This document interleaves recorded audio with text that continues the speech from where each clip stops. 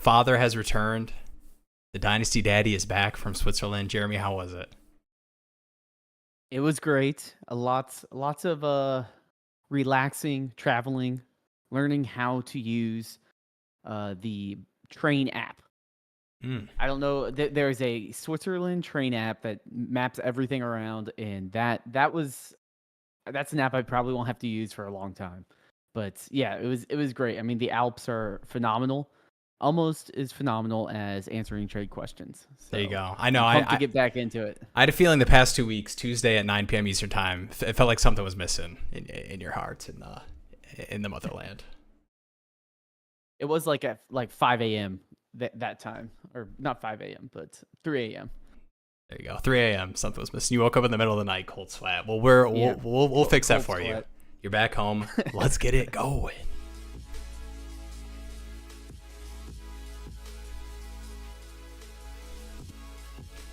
We've got some people in here. What is up, Sean?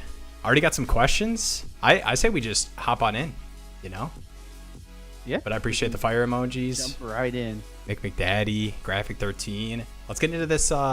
We had a couple that were in the stream before Will got the overlay stuff set up. Shout out to me for working at that. What's up, Bindles? Becca, the Dynasty Mommy has also returned. I'm gonna slow down the number of times I say that. I'm gonna maybe once every couple weeks we'll post out the Dynasty Mommy. I don't want to push it, but we've got one here, and then we'll get into the news. You know what? Maybe I should have started with the news, but I already pulled it up on the screen. So let's do this one first, then we'll get into the news of these 40-year-old tight ends that are swapping teams. We've got DK. This is a start 9 single QB 10 team. Okay. DK, a late 26 first, and their own 27 first for CD Lamb. So super shallow 10 team start 9 PPR. The current wide receiver room outside of the DK CD first trade is Puka, London Ladd. And running backs are JT, Achane, Bucky. Picks has the 104, 207 in this draft, and then their own 26 first next year. We talk about it. I mean, 10 teams start 9. The league for especially single QB for sure. You definitely just want to consolidate it being single QB as well. Are you paying that DK and 2 firsts for CD Lamb? I will say I probably would pay that in a shallow league. Like, this is one of those cases where, like, what is a bunch of late first DK Metcalf type players going to do?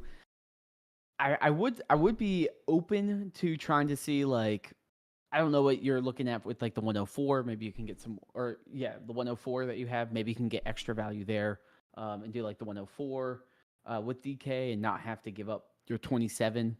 I'm just hesitant selling so far in the future. You do have time to recoup the value, but you are giving up a lot in the future. I'd rather just be able to say, okay, it's like swiping your credit card.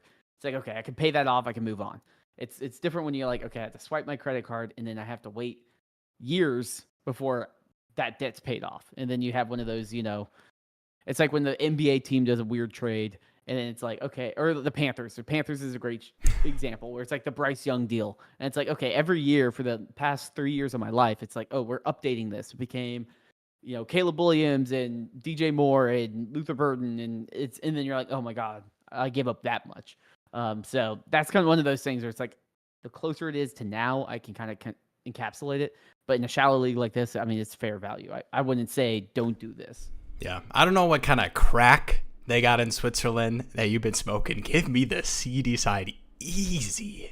I think it's fair to talk about not wanting to trade out future first. I get that. But I think Sean calls it out here too, that I think the feeling of being able to recoup that as well. So like CD, I think like those kind of assets, when you do these kind of moves where you're kind of mortgaging your future a little bit, you're able to next year. I could trade CD for 2 firsts and Darnell Mooney. Maybe it's not DK Metcalf, but I could get some sort of recouped value and a year of rental for CD. And I think in a shallow league, even with that stacked wide receiver room, I'm totally doing that. But Waffle Hauser, pop it in here with the $10 super chat. Appreciate it. Traded. Wow. Stafford and jump in the line here. We're halting talking about Darren Waller on the Dolphins, Jonnu Smith on the Steelers. That's true. Jump in the line. Talking about Achane on the Dolphins. But appreciate it here.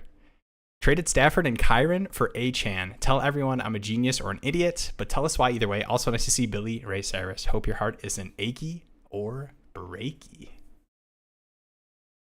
Love that. All right, Stafford and Kyren for Achane. I think Kyren.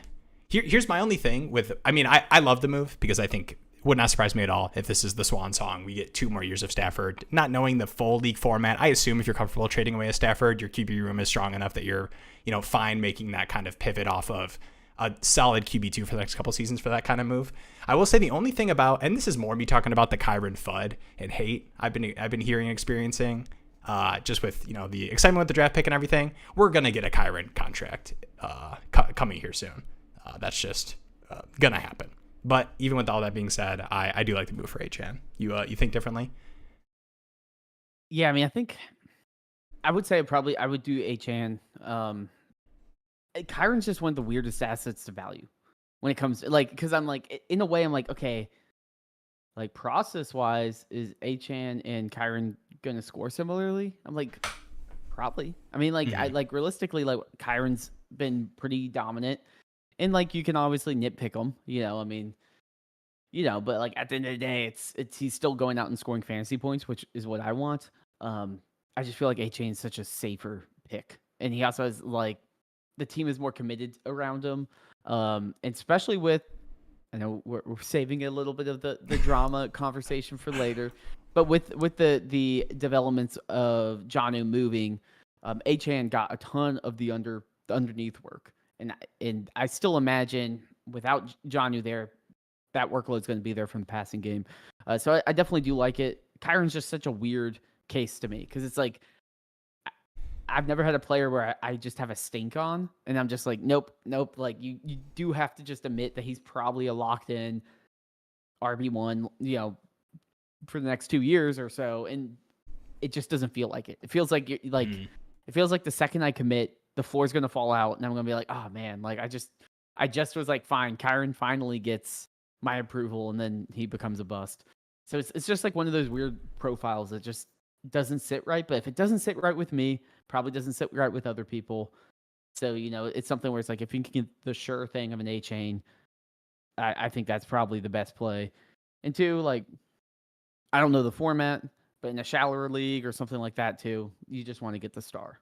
Yeah. I think if the Stafford part of the deal was a different asset, I could see myself doing these kind of like tier down. I feel like I have similar enough production for as a running back, which I like to handle the position on a basically year-to-year basis. But I think Achane is a little bit of an exception for me, and also I'm not confident I could turn Stafford around in a different way and get good value for him. So I'm fine kind of tacking the Staffords of the world on top of players to get these upgrades that I feel are good long-term bets.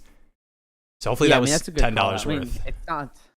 It's not like a second or something like that. It's right. It's a Stafford. It's like, what are you getting for Stafford? A third? I mean, if it's a 1 QB league, you're not getting anything. So to me, it's like, yeah, if the plus was more enticing, then I'd probably say, okay, I have to take that tier down. But with a Stafford type deal, it's like, okay, sure. Let me consolidate.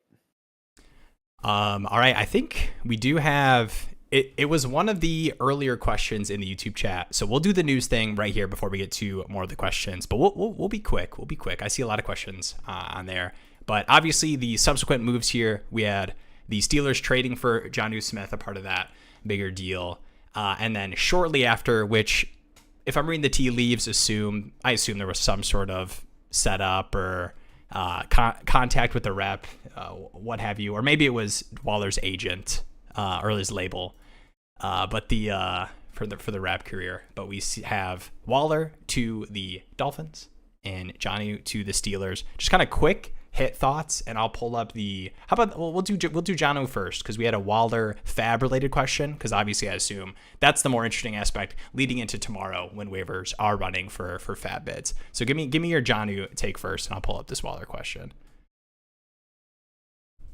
This is a dagger to all my Jonnu takes before. I know the rumors were out there for a bit, but I feel like it happens around the NBA season or like NBA trades and free agency, and usually the NBA community's more in touch with like, oh, this player was not happy, this player wants out. Like it usually relates to something. The NFL, the players just don't have that much sway as like in the NBA. And to me, when I heard that, I was like, okay, like I've heard a million possible trades, but like teams just don't value players the same. I was surprised it did happen. Arthur Smith, you say teams don't value players the same. Arthur Smith values Jonnu Smith. It's a weird trade. I mean, you already have a decent investment in tight ends. They also, I mean, I think the more interesting thing is you give up, like they get Jalen Ramsey, the corpse of Jalen Ramsey, and they, what's his name? Not Fitzpatrick. Minka. Is it Fitzpatrick? Yeah, Mika. That's what Mika Fitzpatrick. Yeah, I was like, yeah, they give away like their safety. They invested a lot. It's just a weird deal all around.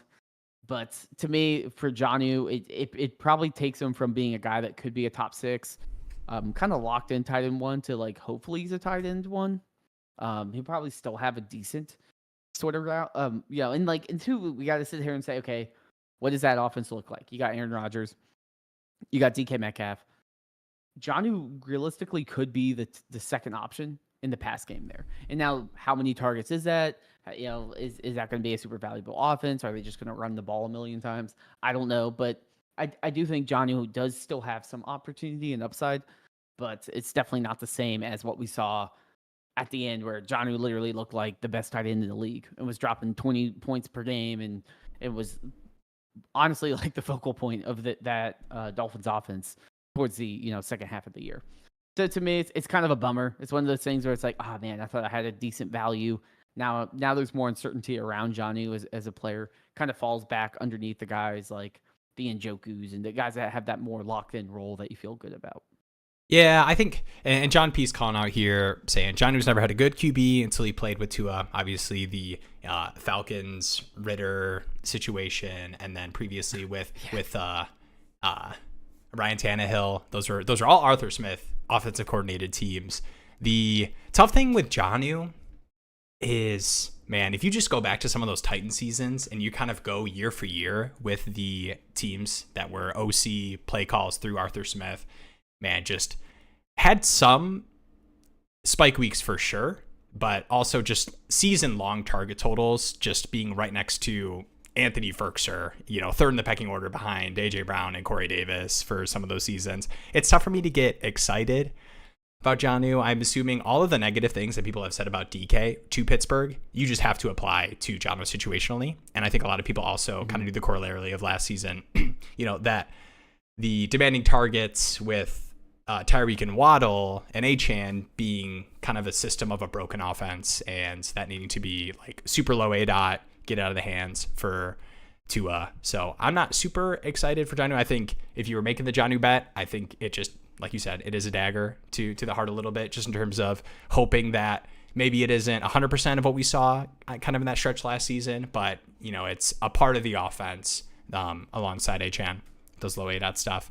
The Muth is cooked is I think the stronger reaction. Waller will probably play part-time. Just stay away from tight ends, LOL. I think we should pivot and talk about, this is one of the questions also here I'll pull up when I get this news blurb, but for Waller, worth, I think 100%, everyone in the chat needs to be placing a bid on Waller, regardless of how you feel about tight ends, regardless of your format. I think even in non-tight end premium, I think you need to make a place a FAAB bid on Waller. Now, the number of that, I feel like I would treat Waller similarly to I think Zach Ertz is what you're hoping Darren Waller is, like what Ertz gave you last season. I think that's the kind of player. Is the hope. I feel like that's a high expectation. No, but it's the hope. I feel like that's very high. That's the hope. I'm not saying like the upside or like the confident what's going to happen next season is Zach Ertz, but I think that's what you're hoping for. So I think the most I would bid on Waller is somebody drops Zach Ertz to the waiver wire. What am I bidding on Zach Ertz? So we've got the how much of your FAAB bid, and I'm going to pull up the actual question as well. Somebody had asked earlier, but what percentage if it's through the season are you bidding on Waller in, let's say, a 0.5 tight end premium? Yeah, I mean, to be honest, 6-7 swap was the trade, by the way. It was I might put like a 2% bit. Like I'm very low on Waller actually making a huge impact. Like Yeah. I would put way more on Ertz, to be honest. Like to me, I'm like I don't see him being that, because if he was still out there earning targets, he wouldn't be like making YouTube diss tracks about like WNBA players or whatever, and actually be playing on the Giants. I didn't even realize he was still under contract for the Giants and had to be traded. Like or not under contract, but had the rights or whatever. To me, it's like, I think the only optimism you have is that we saw in a broken offense, right? I know Sean mentioned the Jonnu situation was unique. Yes, it was. I still think the situation in Miami isn't too different. That would be my pushback on that. I don't think the offensive line's taking a huge step forward. That offense is still going to have to be very low ADOT. They're not going to be able to push the ball as far down the field unless if they make serious changes to, other things down the road. So that would be my hesitation with that offense. And if Waller can kind of find a role with some of those low ADOT targets, sure. But I'm not going to bet on it. I would literally need to be like Sean said, like a crazy, like 2 tight end league where almost every tight end with a pulse matters for me to put a significant amount of FAAB on that player. Sure, I'll put a couple out, but I'm not going over like 2, 3, 4, or 5% or whatever. To me, it's just like, hey, it's good process for me to put a bit in because I could maybe flip him, but I don't think this is like a long-term play, because if it was, he would be actually playing last year and not doing whatever he's been doing recently. Yeah, and that's totally fair. I think the retirement thing. Also, you have to mention with Waller, I mean, obviously injuries has plagued this guy. I mean, I think it was 12 games in 2023, the last season he had played. But I will say 2023, now same points per game as the 2023 Dalton Kincaid season, so don't get too pumped and excited about tight end 13 per game. But I mean, tight end 13 is like that matters in a fantasy football season. Like the tight end position doesn't matter overall, so I'm not trying to get people to be putting in 20-30% FAAB bids on a 30 whatever how old Darren Waller is. I don't keep track of age of retired players, but I probably should. Let's look that up. Do you have a guess? Do we have a Darren Waller age guess? 33. I think he's like what, 34? 32 September. Okay, he'll be 33. Yeah. So yeah, the only thing I will say is the last time we saw Darren Waller in a very broken Giant situation was the tight end 13 per game. That's all I'm saying. And I think the tight end 13 coming out of retirement, Dolphin situation, you look at the Dolphins tight end room, I'm not getting too excited, but I would not scoff at somebody putting down a 10% FAAB bid on a 1-year bet for hopefully we get a Zach Ertz season out of a guy off of the waiver wire. That's all I'll say. And that's as pro of a Darren Waller take as I can give. I will say I did see someone on Twitter post like their best ball rostership of like Darren Waller, and it's like 94% or something, and they're like, who's laughing now? So shouts to that one guy that in the last rounds was just smashing Darren Waller over and over. This is his Super Bowl. Hopefully Darren Waller actually sees the field. And here's all right, I don't want to turn to the pro Darren Waller guy, because like somebody had asked in the YouTube chat, will the Dolphins find an additional tight end? Would not surprise me at all if they're not done adding to the tight end room. Like obviously Darren Waller feels like a 1-year bet for the Dolphins, just kind of, trading away Jonnu. Would not surprise me at all. I know people were talking about the Michael Mayer stuff, like they were dreaming of Mark Andrews for the Dolphins. But do people think Jonnu is like difference making athletic tight end? Like I think Waller, at least the last time we saw Waller, is a better downfield receiving weapon than Jonnu was last season. Now, Jonnu, great yak weapon. So I don't want to turn to the pro Darren Waller guy, okay? It's just when I see 0% on, what could be one Zach Ertz season, and I think what it has to do with? It has to do with Will's terrible tight end rooms in all of his leagues. He's looking at Darren Waller, and he's like, free tight end for half of the season for me. Don't do it, guys. Am I getting a chat?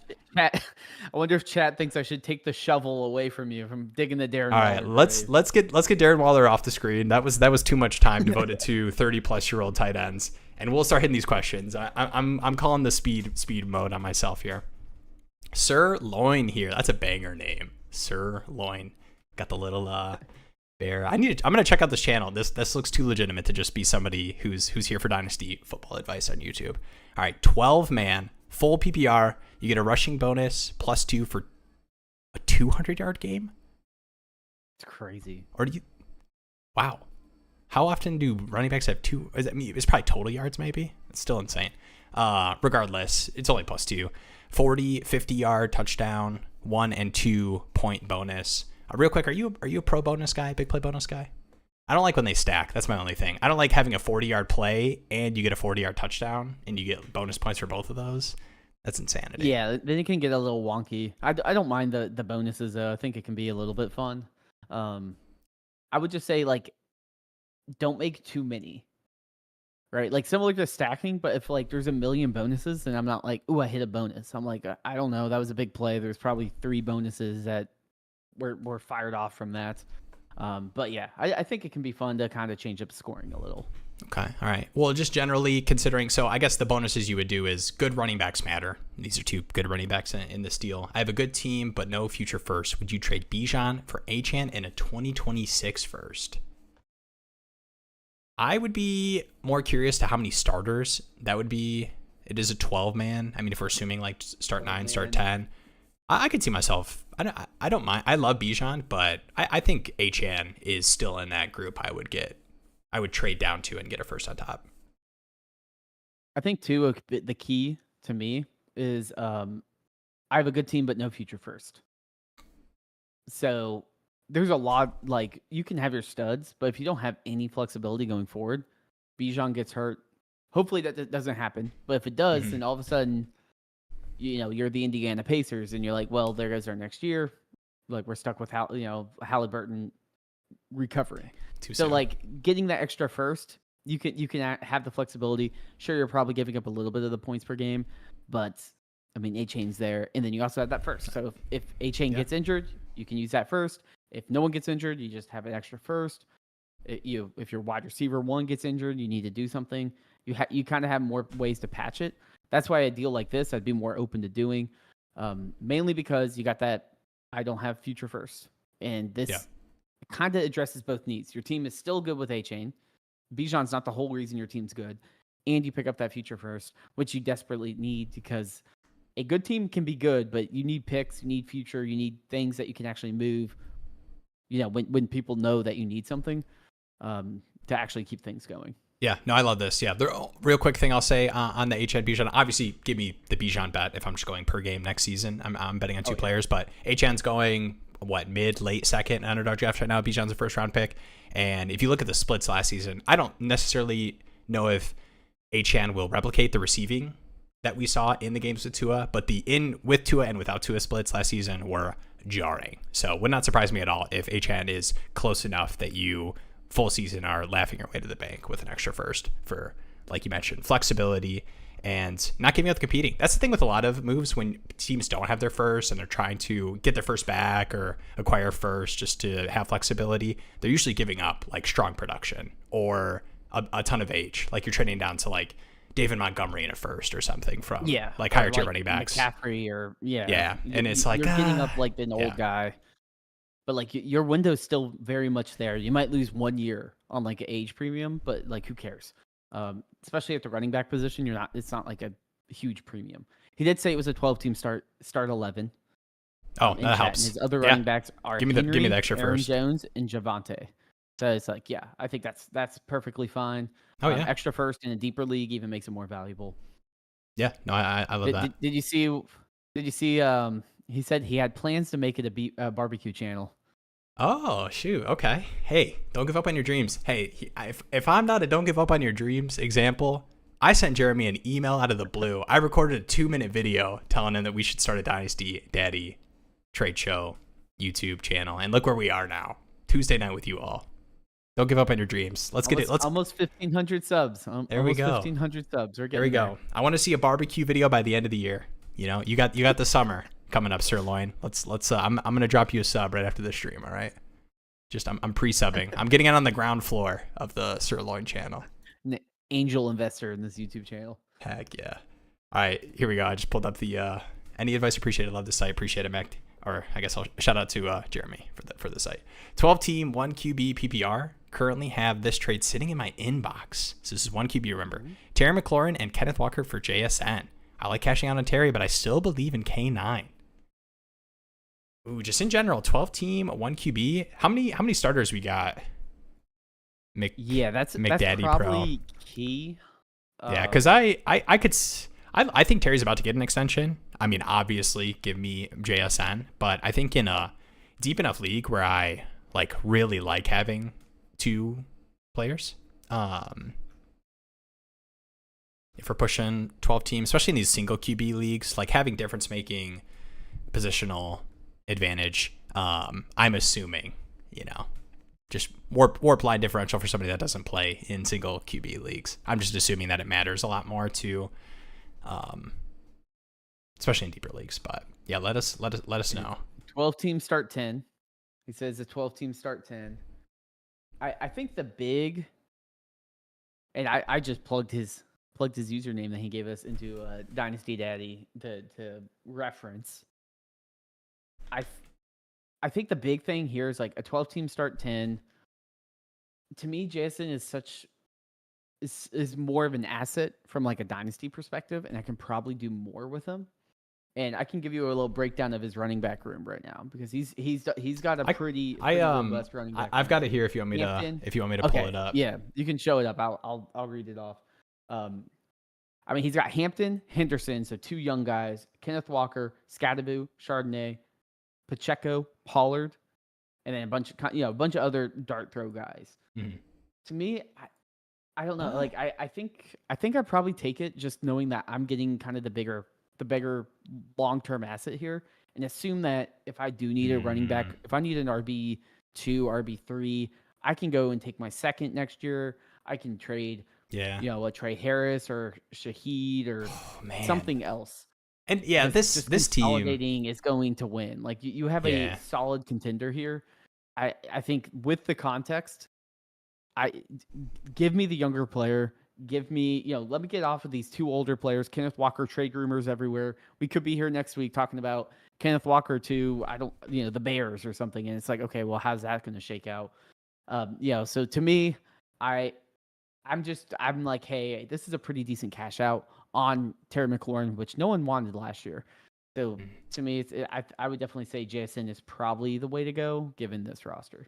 All right, the imaginary Kenneth Walker to the Bears you just put onto the universe is making me nervous about doing the deal. It's getting I'm getting a little I'm not gonna go a full sweatpants reference, but maybe he'll go to the Jets. It'll be him and Brees and Braylon Allen. All right, do the trade. No, I think this team specifically, the running backs. I mean, Hampton, Henderson.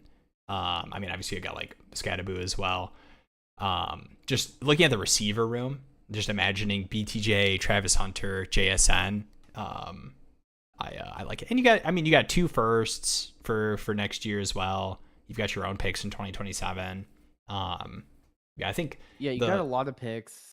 You also have guys like if you get JSN, then you also have like a Trey Harris, which you could trade to a rebuilder, right? I'm sure there's a rebuilder that has a decent running back that's going to be like, oh, I'd rather take a dart throw on Trey Harris than hold the bag on Alvin Kamara or something. Yeah. And then all of a sudden you're like, cool, like I consolidated, I get a guy that fills in that kind of older vet that's productive role while also getting the better dynasty piece. And then you're sitting here with, I mean, it's not best process, but when you're on Dynasty Daddy and your players are big enough, they have the little green highlights, the number is green. I mean, if you have multiple players that are green, super valuable players, it's hard for you to it's hard to beat that when you're actually building a lineup. It's better to have that than have a million Trey Harris type players where it's like they might be good, they might not. They could end up being Xavier Leggett and getting their ATV stuck in a mud pit or whatever. Did you see that? I did not see that, but I believe it. My Xavier Leggett thing wasn't he was like on the album? Wasn't he like on some kind of? Will does not follow. Will's got like 4 rappers he really likes and does not follow the rest of the world.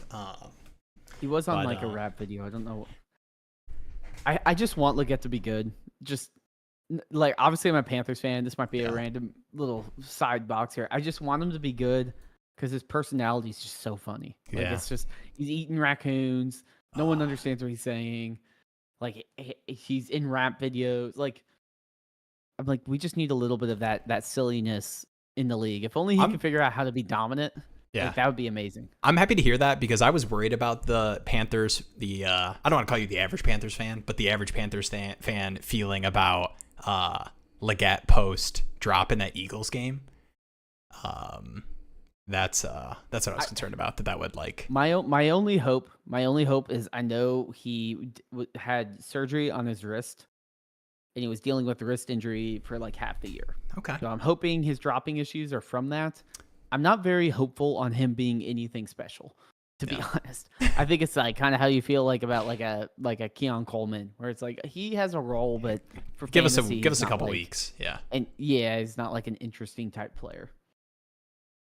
And Sean calls out here too on this specific team. If you're trying to win now with an all rookie running back room, you're asking for trouble. Yeah, and I think too, I think there is a beautiful balance between I am a believer in wanting to compete every single year, but without forfeiting too much value. And I think sometimes people fall into the traps of wanting to build their teams like in a very specific way where it's like my team's the young team and it's like all my players are 22 years old and like 4 years from now, I'm sure they'll all progressively get better at a, perfect rise line. So, but with that being said, I think looking at this team specifically, I do think this is the kind of team that you do kind of make these kind of moves where you're biding your time asset wise and you have built enough assets where maybe you can turn one of your young running backs that's hitting plus something into getting like elite receiver. And then you're BTJ, Travis Hunter, JSN, Nico Collins, and you're killing the league with cheap running backs and a crazy team. Because you got Josh Allen and Brock Bowers, whose names we haven't even mentioned. But I like this team.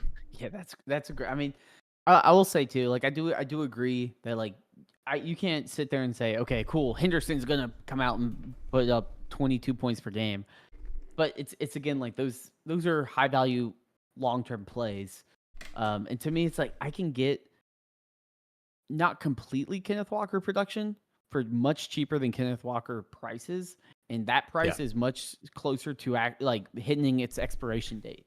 And you don't want to be the person that, takes the milk out of the fridge and drinks it when it's spoiled. So it's like, okay, like I know this is about to spoil. Can I consolidate it with a near 30-year-old wide receiver that had a crazy year? Basso is probably due for some touchdown regression. So then you're like, okay, cool. I can kind of package 2 pieces that the community is probably a little too high on and just get me a longer term player. And then I can take a second. I can take Trey Harris. I can go like this team right here, 10th in starter rank. They have Chuba, they have David Montgomery, they have Aaron Jones, and they have Rashad White. And I probably can get all of them for relatively cheap because this team is probably not going to contend, considering that their QB1 is Tua, and they have Jaylen Waddle, Tyreek Hill, Matthew Golden. Like that team is probably not a team that is going to compete. So there's options for me to pick up some of those older guys at a cheaper price and at least have the security of they're going to give me some production. I don't need Aaron Jones to be a league winner, but I also don't need to be, realistically, Kenneth Walker is not going to be that much different than Aaron Jones. Yeah. Poor freak Bob. He didn't ask for this, but yeah, I think these kind of moves where a year from now, 2 years from now, and I will say when you make this move, the Terry McLaurin contract extension is going to hit, and you're going to be like, but like we know it's coming. Like that doesn't change, where Terry's at, our expectations for the next coming seasons, and his age compared to JSN's. So for me, I'm totally fine doing this move. I think this is the kind of move where 2 years from now, you're going to be super happy you did this move. Going into the season, Kenneth Walker blow up week, you're going to be like, man, like I messed up, or Sam Darnold gets sacked 7 times and is seeing ghosts and you're going to feel worried about it. But I think JSN has proved enough where he is going to stay in that tier of assets for a long time. Shout out to Claire. He has fans. I will say too, like, and Sean did mention, like, go aim higher than JSN. And I do think like that's a package I would shop around. Like, can I get the Pukas? Can I get the Nico maybe you Collins? wait? Can I get do you wait for the contract extension to shop around this move? Because it's gonna happen, and we all know it's gonna happen. But I think those kind of things that hit and you see the numbers next to, I mean, it didn't hit as much for DK as I thought it was market-wise, but maybe that's more situation-wise, that the timing wasn't great with Mason Rudolph was the QB1 in that situation. But I think Terry McLaurin, 3 years, 100 whatever million is going to hit, and I think he'll get a little boost, maybe not necessarily in overall value, but at least in the number of teams that want to buy that value, if that makes sense. Yeah, I mean, to me personally, I don't think it matters. Like, yeah, because I assume he's. Are you in the league, there. Jeremy? No, I'm just kidding. Sorry. But I do think it could potentially, like, if there's a bunch of hype about Terry McLaurin and he does get a good deal. I mean, because the thing to me is I don't think he's going to get a crazy deal. Like, I think it'll be like 2-year guarantee with an extra 3rd year or something like that, like you mentioned. And so, okay, well, like, I expected him to be there for 2 years. So, like, it's not that crazy of a commitment. And I already know he's like 30-something years old. So even in this situation, I'm certainly trying to move him just because I have so much other value there that I don't really need Terry McLaurin to do Terry McLaurin things. It's just like you said, it's not a deal I have to make today, but it's a deal I can kind of think about, mull over, and try to get the best value. Yep. All right. One day Will's going to click over to the other overlay and it's not going to play the little soundbite, but we got the next one here. We got the how much are we paying for Waller. I think we did go through that. I'm going back a little bit. We've got I'm seeing a lot of puck related. All right, here we go. Phil George here. How do you feel about picking up extra picks in a startup draft? Did a startup last month. I picked up 2 extra firsts, but I sacrificed depth.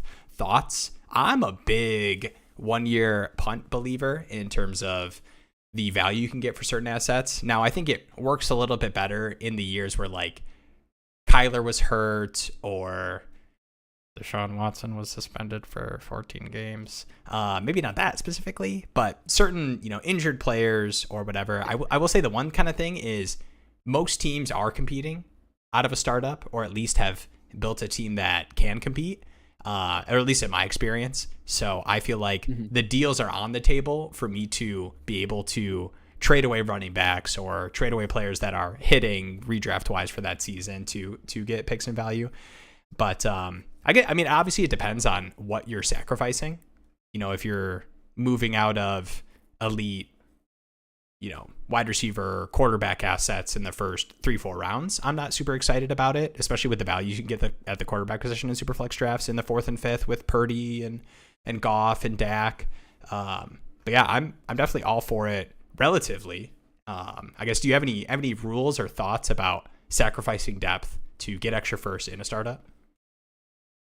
Yeah, obviously you need to think about things. Like, don't just be like, oh, any first moves a pick.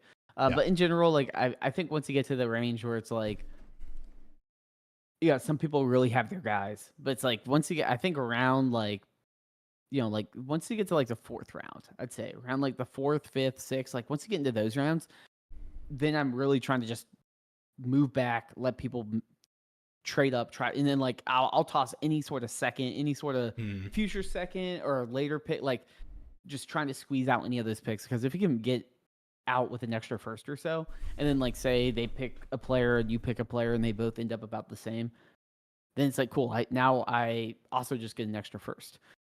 So I'm certainly a big fan. I think if you just look, it's probably better to just trade back as much as you can in certain ranges if you can get those future first. It's just going to be hard to outperform that. It's like the Pelicans with trading a 2026 unprotected first to move up to the 10th pick. Like, you're going to find someone on the clock that's like, I want this player so bad. And you're like, but it's the 10th pick in the NBA draft. Like, why are you giving an unprotected pick when you were in the lottery every year? don't logic them through it. Sometimes people will actually do that stuff when it's on the clock, when they can see they can get their guy, and those are the types of deals and offers I'm constantly trying to send out in a startup. Yeah, and I would say, and I think you would probably echo this. I would definitely be cautious about, depending on, especially when we talk about sacrificing depth, and if you are kind of going the 1 year punt. I mean, I would probably in most cases be willing to move a second in a deal to get a first if I'm trading back a little bit, but I would be a little bit cautious about that next year's second, just because obviously if you're trading back far enough, like out of, you know, the fourth or fifth, like those are elite point scoring and dynasty value assets that you're moving away from to get a first. So I would just be cautious about, you know, your second naturally being projected as earlier because you didn't grab the elite production receiver because you moved back a couple rounds. So I would just be a little cautious about that. But still, I think the one rule I really want to employ in startups when I am kind of trading around and trading back to get future picks is making sure you are getting picks to make in the startup draft. So even if it's outside of like starter range, like people like to do, oh, it's a start 11. Like I want to make sure I get through 11 rounds of all the starters I get to pick and add to my team. Like even if it's outside of that range, make sure you're still getting a pick. Because if people are trading up in, you know, the 6th or 5th round to get the guy they want, you can find a way to sneak in you getting back their 13th, you know, for the first on top of whatever kind of trade back deal you're doing. Ooh, what would you look for in compensation for Jaylen Warren? A league mate asked me 12-team, 1QB PPR. I said I thought he's probably worth more as depth for my team than I'd get in trade compensation, which is probably fair. But if somebody's asking you for a player like Jaylen Warren, I definitely want to try to hear that out. 12-team, 1QB PPR. Yeah, I mean, Warren is very interesting because like in the 12-team 1QB PPR, everyone's just kind of assuming it's kind of like Caleb Johnson type role, but like it could just be Jaylen Warren's the guy, and then like Caleb Johnson they slow roll a little bit. So I don't hate saying like I do kind of want to see how it plays out, but I think if I'm getting anything like in the second range, I'm probably just gonna say like might as well just take it because I'm getting a second for the unknown. You know, once it gets to like a third-ish, I'm like, maybe I would rather just keep the Jaylen Warren. I think it depends too. Maybe I can get a third and like a random other dart throw that people just don't like as much. Yeah. And then like I can like live with that. But that's kind of where I see Warren. Like he's definitely one of the higher end handcuffs, as you can say. I mean, he might be the RB1, so I don't want to call him a handcuff, but he's kind of treated that way. You know, it's kind of like the Cowboy starters, where it's like no one really knows how to value or treat them. Kind of similar here. I feel like everyone just automatically thinks it's Caleb Johnson's job to lose, but Jaylen Warren is still there. Could totally have some sort of role this year. Yeah, and I like Jaylen Warren. I mean, some injury stuff last season, but it's hard to expect much better than what we saw last year. I think the thing with Jaylen Warren types in general and just running backs, where I don't know the starters, so maybe it is like super deep and like a Jaylen Warren, you know, you would start throughout the season depending on, you know, whatever injuries and bye weeks and everything. But for me, if I look at a player like Jaylen Warren on my team and there is not a scenario like Caleb Johnson goes down with an injury and is put on IR and Jaylen Warren has the best run out and I'm like, I don't think I'm playing him over, you know, my 3 running backs I have. Like I can't bench David Montgomery for Jaylen Warren here in this great situation because of how deep I am in the running back position. I'm totally fine shipping off for whatever matters in your league. So if a 3rd round picks, if you can add a player onto a 3rd to get a 2nd during season because it's deep enough, I'm totally down for that. But yeah, I don't hate holding if all you're getting is like, you know, a 4th and waiver wire fodder. Yeah, I mean, if you're getting nothing, it's kind of gross. I mean, I think too, it's a PPR league. Jaylen Warren is kind of like, you know, like Amazon Basics, Tony Pollard on the Cowboys, where it's like he can't have the whole workload per se, but he can be kind of efficient in the passing game. And Caleb Johnson's probably going to be more of that ground and pound type of back. Just given that they let go of Najee, who was kind of that back before. So I think Jaylen Warren will probably still be a decent guy, but I'm not betting on him as like some sort of like serious piece long term. So if I can get a good value, whether it's a tier down with a third plus a little, plus like a random running back that might have some upside, like a Hunter or something, I'd probably do that. Or if I can get like a second, like any second, I'd take that. I want to apologize to. We have a. Oh yeah, go ahead. Wait. If you have something, hit me with it, because I'm about to apologize, and I'm totally down to delay me apologizing if you have something to say. Well, I was going to say, I think we had some of earlier questions that got cut off.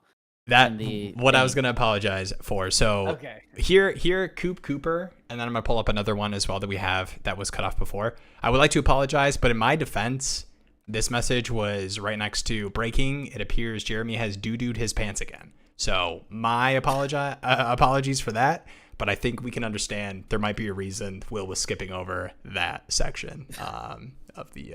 Yeah, sometimes and also a heart here. A little crazy. Sorry for missing that. And then this one, Kyle, my bad. Just got the little one to bedtime to enjoy the stream. I hope you have been enjoying the stream. Hopefully, even though this is a little late in me. Thanks for the sub. All right, I'm back on track. 10 team Superflex Titan Premium start 10. We don't know the exact. Let's go 0.75.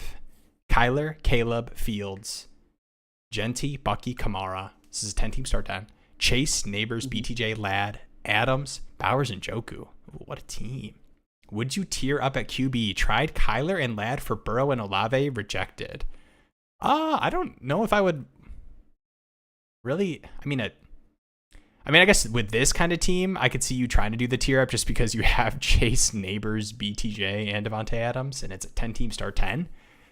I could see myself tiering up above Burrow and getting less than Olave back with that kind of deal. I could see myself doing that just with this specific kind of team, but I don't know. Do you feel the need to tier up? It's a pretty stacked team, so I get wanting to do that, but. Yeah, I think too, like something to call out too is that it's a 10-team start 10, so consolidation is always going to kind of win here. Mm-hmm. But it's also a 10-team super flex, which kind of makes a lot of quarterbacks less valuable. And I don't know. I know I can be a bit of a homer for Kyler, but I do feel like in general, like I think it's probably more valuable for me long term to just try to like say, okay, do I want to move a wide receiver? Maybe I can like liquidate one, and just pick up like a bunch of firsts or something. Like get a crazy package and then just have that flexibility because my team is pretty loaded, and I don't know like is Burrow, Hurts, Allen, Lamar, or Jaden Daniels available? If they're not easily available, then it's like I don't really want to do a quarterback. And then I definitely don't want to have Olave in a start 10, like a 10-team start 10. I don't think Olave is someone I want to rely on. I'd much rather just get like old crusty guys that are at least in line for high production, like a Tyreek Hill or Devontae Adams like you have. So to me, like I get wanting to do the tier up to get the Burrow, get that upside. But if you're not going to get someone, if Burrow or better is not available, then to me, I don't think it's a bad thing that you just kind of sit on this value that you have.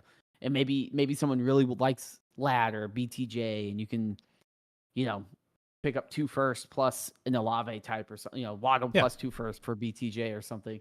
But right now, as I see it, this team is pretty loaded, pretty set to go. Maybe pick up I don't know how the flex situation looks. Maybe pick up another cheap old running back to kind of push, have that insurance policy if things go south. But in general, this team is, I don't know how you ended up with Neighbors, BTJ, Ladd, and then you also added Ginty. I don't know how that happened, but I know team was stacked, and then I got to team was stacked, and then I got to Bowers and Joku.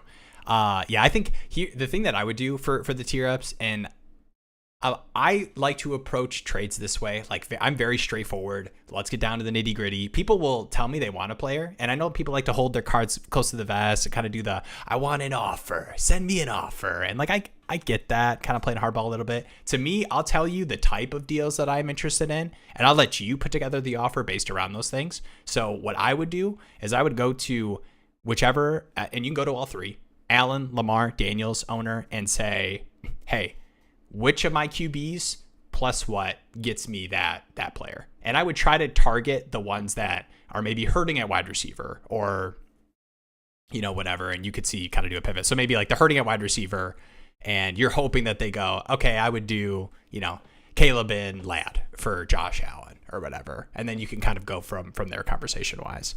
Because I think that kind of puts the onus on them to kind of structure and put together the deal to where they're not like, Neighbors plus Kyler Murray. It's like, okay, bro, well, I'm not just going to hand you Malik Neighbors.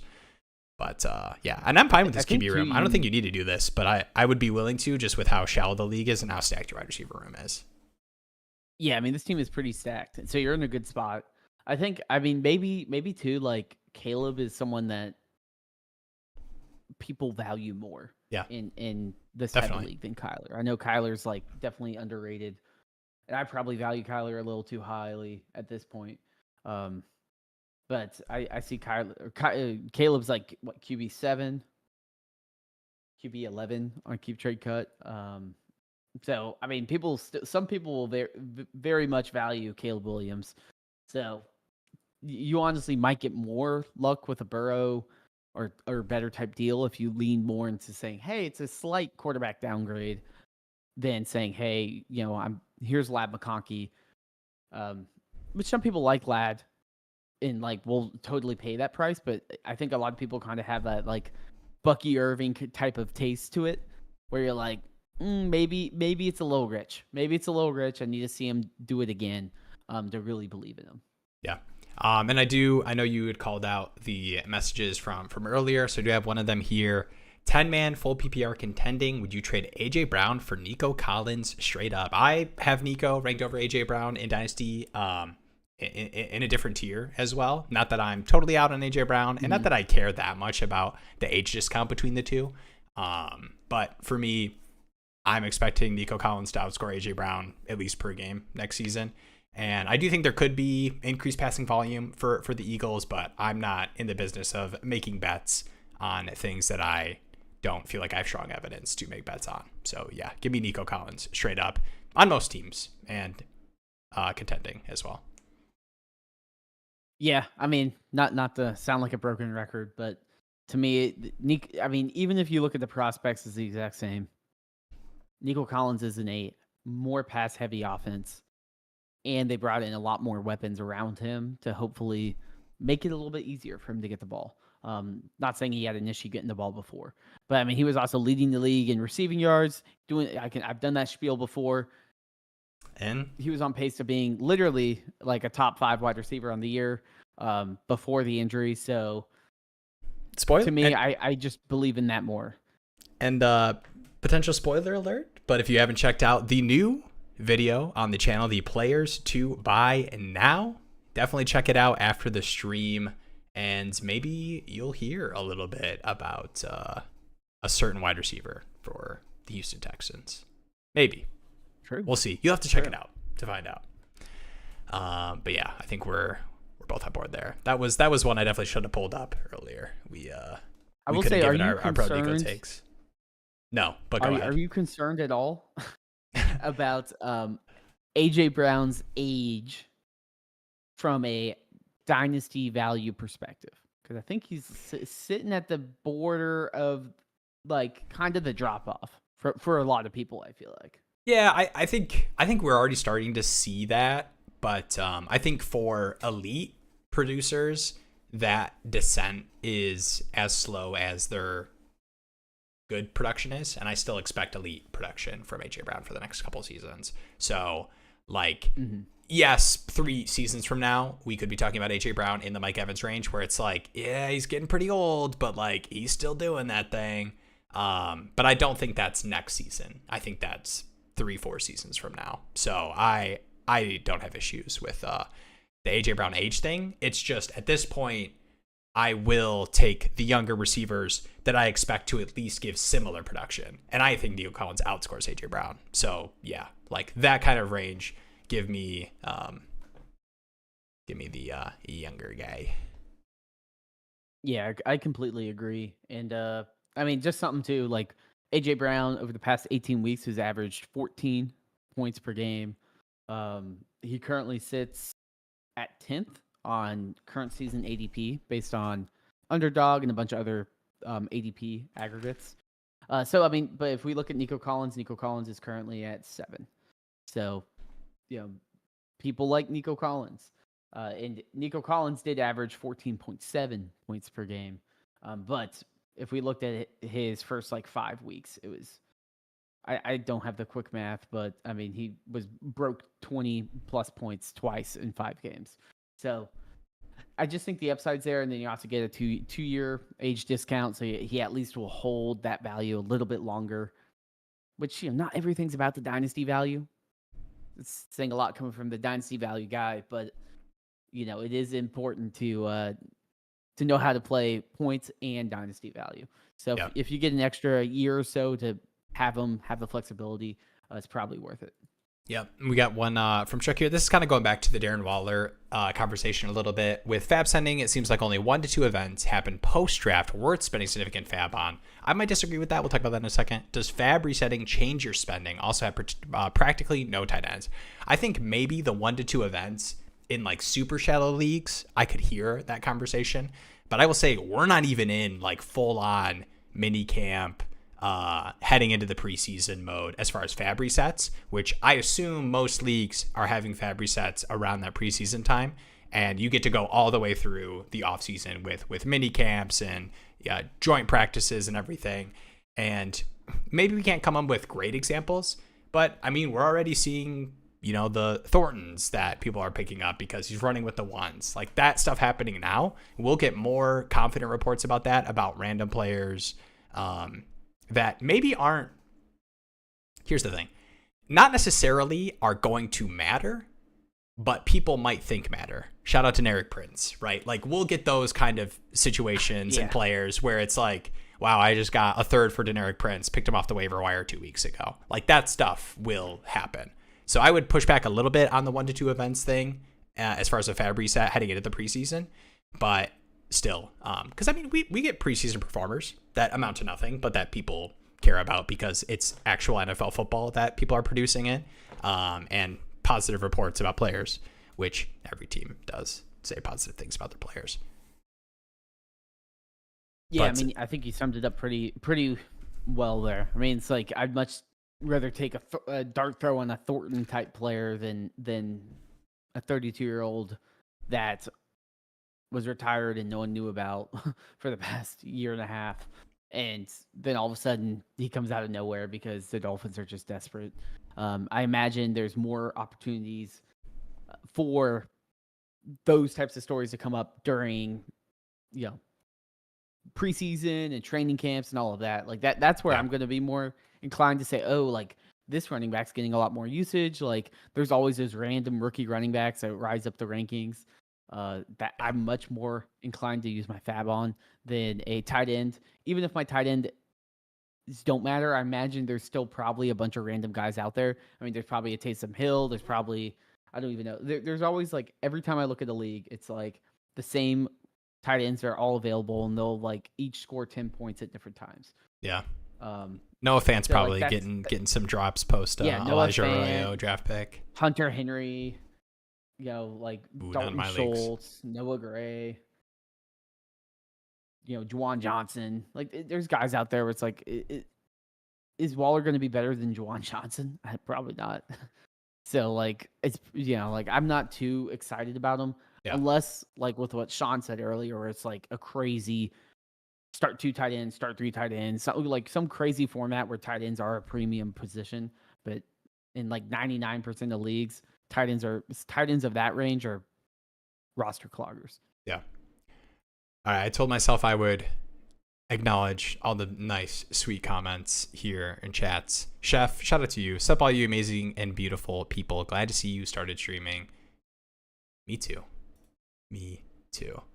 Also, I want to do this one real quick. I actually don't know this about you, Jeremy. Are you a NFL card collector? I am not, but I decided that I'm going to kind of pretend to be, but only in the context of one league I commission. The trophy I am going to help pay for it is going to be a card. So this is my trophy from last season. I won the Dynasty League championship. This is a Josh Allen jersey patch number 275. Was not super expensive. So I told people I would buy them the cheapest jersey patch card I could find of a player on their team. So that's my $40 Josh Allen card. That's honestly an awesome like trophy to give to people. I gave it to myself. Yeah, well, like now this is the new tradition. I did retroactively go back and buy the first. We had only started for 2 seasons, and I was like, I like doing the trophy thing. Like, it's cool. I've got a championship ring back here for one of my other leagues, so I like the trophy thing. It's kind of fun, especially those home. It's a home league kind of vibe. So yeah, the home leagues you got to do some weird stuff just to keep them interesting. Yeah. So are you a card guy at all? I mean, I had cards. To me, it's like I don't know the best metaphor for this. You had a Pokemon phase, I've never been hooked on crack. But it's just like I know I can get so addicted and wrapped up in cards. Mm-hmm. Like I collected Pokemon cards back in the day. I have a big box of old NFL cards. None of them are super valuable, but it's just like you know, as a kid, I had like basketball cards. I had all these. Pirates of the Caribbean cards. They released these Pirates of the Caribbean game. I have seen those movie Pirates cards, of the Caribbean cards. Like it's just so addicting to me, and you know, and so I was like, you know what? I can't collect everything. I'm like, I can't. Like cards are so expensive, especially now. Like Pokemon cards still call my name sometimes. So I'm like, I can't. Thanks to how expensive they are, I'm like, no, there's no way I can justify it. But I will give a shout out. Me and my wife will play, and Tristan, who's sometimes in the chat, he also plays. But there's the, I don't know if you can see it well, but the mobile Pokemon card mobile. Oh yeah, my friend tried trading card app. Yeah, and you get 2 free packs a day, and I have been collecting. I've been doing that. So that's been scratching my itch. I don't have NFL cards. They do call my name though. I am tempted to just rip open a bunch of packs, but I did have. Sometimes I get caught on like the TikTok live streams. Like I go on TikTok and like it always recommends like one of the first 3 ones I see is just a live stream of a dude just ripping packs open and open like over and over and over. And I'm like, you're a target. Yeah, like that's what that is. Crack. I'm like, I can't. Like I've. It's like AA. It's like I know I have an issue. I am sober from buying physical cards. I have this isn't hung up anywhere, but I did want to make like a Lions thing that I would put up in the office. Ooh, so these are like Lions players that were important to Will. So I know people won't care about the Mikel LaShore down there, but we got Penei Sewell on here. Shout out Ndamukong Suh. Obviously, you got Stafford in the middle, T.J. Hawkinson, Darius Slay over here. Is that DeAndre Swift up there? That is DeAndre Swift. And Kerryon Johnson. I mean, come on. Kerryon Johnson. Talking about Lions running backs. Actually, I need to get Javid Best is the Detroit Lions running back that makes me the most sad to think about. I swear that dude was. I don't know if anybody was playing fantasy. It wasn't that long ago. But Javid Best was going to be good. If Turf Toe didn't exist, that he was going to be Dynasty RB4. You need to get a Jahmyr Gibbs card now. I'm getting I'm going to get a Gibbs 0 jersey. I decided. Will's not a big jersey guy, but I'm going to do it. This is random, but did you see there's that NBA player Fears who was drafted by the Pelicans? Yes, the 0 Fears. And he got 0. Yeah, 0. I was like, that's a good jersey. But yeah, I also my grandparents when I was a kid, they're from Boston, and they got me. I don't know if it's valuable, but I still have when the Boston Red Sox won the World Series, they got me sheets of all the Boston Red Sox players. It's like sheets of cards that you can like. Oh, I don't know if they're. Why did I think it was like sheets for your bed? Like they got you Red Sox sheets for your race car bed on my Lightning McQueen bed. We both went to the Lightning McQueen bed. Coop, this might be about. Is this about me or did you do a third person thing? Because I tend to do. Will tends to do the third person thing sometimes. Single cards versus ripping packs. Yeah, I know, but it's like It would be I'm trying to do the drug equivalent, but I don't know I think maybe I need to pause if I'm trying to do a drug analogy. No, okay. Here's an analogy to stay us on point, because I did start us off on the drug analogies. It's like a first round pick, right? It's like a first round pick. It could be the card you want, and all you did was pay like $10 for the pack versus paying $40 for the Josh Allen jersey patch. Okay. So it's like the rush of, oh, I got this pack. It's like, yeah, I hit Brian Thomas Jr. in the ninth overall pick last year. I don't even know what my best. I did have an NFL cards season of my life. I don't even know what my best pull was. I do have a local card shop that sells packs of cards that are like contains an autograph card, and the autograph card is like some rookie. It was their college signed card who got drafted in like the 4th round, and for some reason like they have autograph cards. Didn't amount to anything, so I have a couple of those somewhere. But all right, let's it's like the Dave and Buster's signed mini helmets or whatever. I do have some random. I don't know why this Justin Herbert Oregon Panini card is on my desk, but it has been, and I don't have the heart to take it off. So okay, you said you don't have cards, and then you keep pulling cards out of everywhere. I could go in the closet. My wife made me clean up my office, but I do have like my nicest cards all in a little. Will used to be a big Yu-Gi-Oh guy, so I've got all the like. I do have a bunch of NFL cards in like this anime character looking binder. Probably need to get a more official one, or I need to stop buying things I don't need. I got to save up for this Jameer Gibbs jersey. All right, we're locking in here.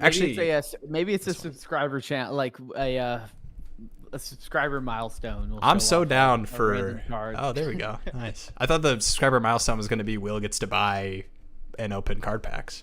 But maybe that's a super chat milestone, so I can pay for it. All right, John here. This is a real life Dynasty question. Everyone is starting to get hyped about Josh Downs. This is a relevant ass question here. Love it. Who do you think is the next Josh Downs type value wise? That's kind of tough. You have to do the young thing. Obviously more expensive, but I'm making the Igbokwe bet. And now I think it's a little bit more expensive. I definitely was doing it in rookie drafts where I was doing everything I could to take him instead of the tight ends in a lot of my like small, doesn't matter, tight end premium kind of leagues when I did need to take running backs. I am excited about the Igbokwe bet. I think just offensive situation wise. And I think it could I think you talked about it in a couple videos ago when you were referencing the long-term value that Igbokwe will have just in terms of he kind of gets the free pass for this season for sure. But I think we could even see it as soon as I don't want to put this in the universe, but Chris Godwin, say he misses the first 2-3 games. They're saying he's hopeful. Hopefully he's ready for week 1. But you and me, we all know that the hopeful for week 1 can easily turn into 70% snap share in week 4 the first time he's back. So it would not surprise me at all if Igbokwe is running meaningful routes for the Bucs earlier than later. And I think he's good. I mean, I will echo all those. I will say it might be a bit of a cop-out answer from you, though, because I feel like Igbokwe is more in the JSN, Rome Odunze type tier guy. I mean, I would say, I think Dante Thornton, he's been getting a lot of hype pre-buzz in camp, but I think it's going to be a player like that, right? Okay. If we look at like Downs, you're going dumpster diving though. But that's what Downs is. Downs was like Downs isn't in the dumpster. You're taking a first. I think Brian Thomas Jr. Let me open the ADP right now. Yeah, Brian Thomas Jr. is the next. Don't invoke the name of BT. Where's Igbokwe going right now? I think Ladd McConkey. Is the next. Igbokwe's at the 506. Why did I think Igbokwe was like a early 7th? Wow. I heard this Jamar Chase guy is kind of good, so that might be the guy to go with. Even though T. Higgins is there, he might have to work his. Who scores more fantasy points this season, Tutu Atwell or Jordan Whittington? Oh my god, that's my response to the Jordan Whittington bet. All right, let's. I mean, I'd probably go Jordan Whittington, but how about same area? How about Jaden Higgins? How about Jaden Higgins? A lot of positive camp reports. I do like Jaden Higgins. He's at the 805. Okay, Down's going at the 807 right now. That's still high. That's still high. I feel like you need like third rounder. Okay, later. You're saying that Downs has made a leap from like the 10th round of startups to the 8th. Is that what you're saying? Like over this kind of offseason heading into this season? I'm saying that Downs was drafted at the 73rd overall pick. Right? So if we're comparing him to Igbuka, who's a first round wide receiver, or even Higgins, who's like early second, like the community is already higher on them just based on the draft capital coming out. But like to me, I'm like, who is a guy that's kind of like a later-ish round pick that kind of starts gaining and it's a rookie. It has to be a rookie. I'm sorry, I didn't read the rules. It has to be a rookie. Okay. I don't think it has to be a rookie. We need to go back to the. I was having way more fun talking about my cards. We should go back to that. No, yeah, I think. Okay, I think if we're talking, I think Jaden Higgins. I mean, obviously second round pick. So you get a little bit of a bump there. If I have to go a little bit further down, I think like a good one's like Khalil Shakir. I feel like he's kind of like 906 right now. He'll never get his true. He'll never get the true props that he's probably worth, but he's still going to probably be a decent possession receiver. I mean, that's what Downs is, right? He's a good possession receiver for the Colts. I mean, that's kind of what I'm thinking of. Like, who's a guy that no one really doesn't have that elite value upside? Because Downs will never be like a top 10 dynasty wide receiver. Igbuka could be. Igbuka could come in, fill in for Godwin, and just be crushing it. And everyone's like, well, this guy's the next coming of Chris Godwin or whatever. All right, I've been forced to make this pick a lot when I don't get Josh Downs in my underdog drafts. But how about Michael Pittman? I feel like Michael Pittman getting kind of thrown to the curbside, going like mid 10th, early 11th in startup drafts right now. And I think you can point to, I mean, obviously you can point to the offensive situation. If people are going to do it for Josh Downs last season, you could do it for Pittman. And on top of that, playing through a back injury. Now, I think he's already kind of hurt right now and getting over something in camp, but. I think that's a name right there in the 10th, 11th round that Jeremy won't yell at me about. I just gotta give you some challenge sometimes. No, I mean, I will say it's fair. Mick McDaddy Pro mentioning Jacoby Myers. Yeah, I don't want to be a cop out answer. I mean, that's like my go-to. Yeah. I mean, Jacoby Myers is amazing. I think like Rashid Shaheed's another one of those guys. Where it's like, he's kind of always good, but he doesn't. He's kind of like a situational type player. And hopefully, I think he kind of retains what he did early in the season pre-injury. Because I mean, he was looking like a locked-in wide receiver too at that point. I mean, he looked kind of like same tier as Olave in terms of actual production. All right, do we need to do this? I thought I liked you, Will, but the Pittman take is really putting that into question. Pittman? Let's go. All right, this I'm sure this ADP will be updating. The Pittman take's a little stinky. I do agree. All right, Kyle Williams over Michael Pittman. I'm looking at like the ADP wide receiver range. I mean, I get like taking like Juwan Jennings or whatever in that same range. Jack Besh will certainly fall. He's in that range too. I was looking at the range. I just think that there's reasons that you could get a Pittman bounce back. No, he's dealing with a knee injury. But 27 years old, he's one season removed from being the wide receiver 13. Like, why can't Michael Pittman be, an 8th round startup pick next season? That's where like good Cortland Sutton gross producing wide receivers go. Why can't Michael Pittman have his Cortland Sutton? I mean, what happens if like instead of Pittman and Downs being the guy, it's Alec Pierce or something crazy? Like, well, can we say Tyler Warren? There's not a ton of targets to go around in that offense, even if Daniel Jones plays.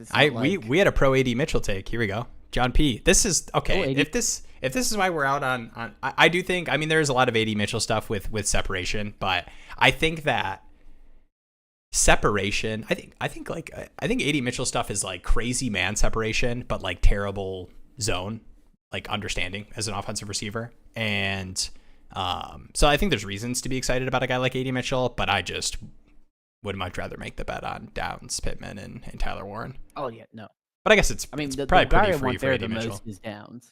I think Downs is shown the most, and to me, I think Downs is the only one I'd really want at this point. Yeah. I did like Pittman, but the injuries are just concerning to me. I just think that's kind of the concerning part. That's fair. I think pre-injuries, I was much higher on Pittman. I thought he was kind of like a poor man's DJ Moore, where it's like, okay, like he was always a decent, like you could start him and be like, well, there was 11 points, I guess, but it was never like, you never felt amazing about it. Yeah, I mean, You know? why did you have 13 last or 2 seasons ago? But yeah, I think the injury stuff is totally fair. I think the Shaheed is a fake value. The only thing I'll say about Shaheed, Will has been taking him a little bit in best ball, just wide receiver position. He's a good best ball, yeah. Yeah, I think like the type of receiver he is, and to the offense, like Kellen Moore's offenses have always been high in pass rate, and on a bad team, like as far as like best ball specifically production, I'm not trying to bet on Shaheed in my season-long dynasty leagues where I'm setting up lineups.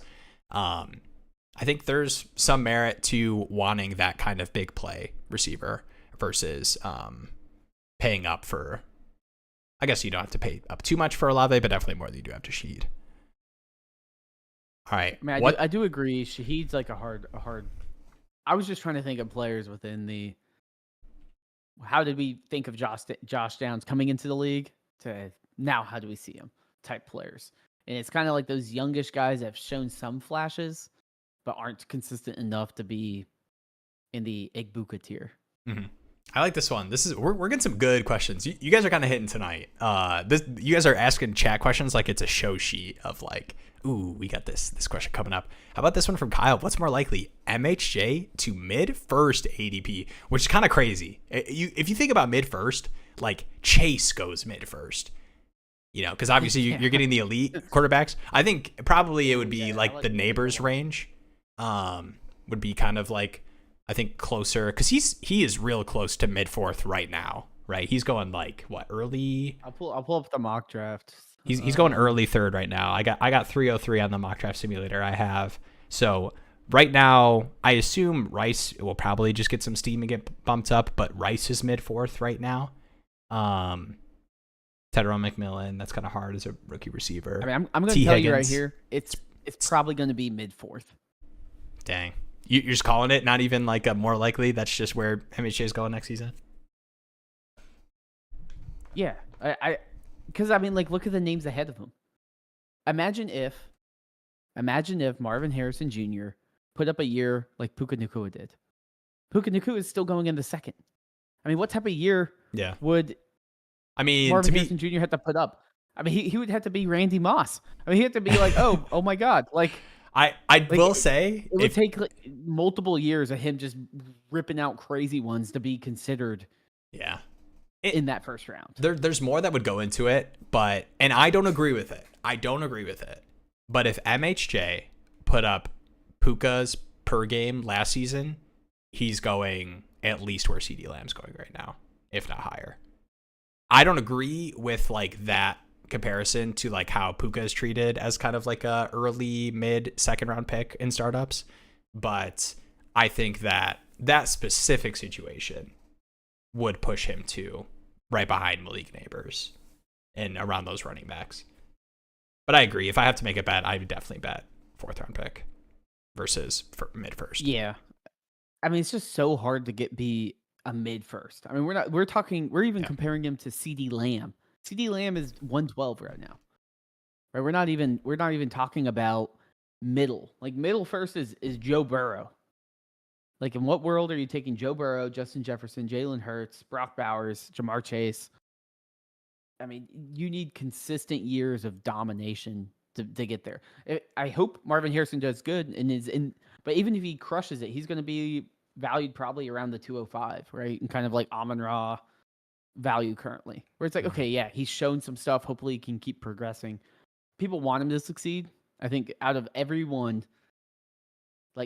player, he's like the one that if he actually does just start ripping it, everyone's just going to steam him up as the next Marvin Harrison, because in a way he literally is. But yeah, it's not. I feel like he kind of is just like Garrett Wilson, where it's like, okay, like this year's the year.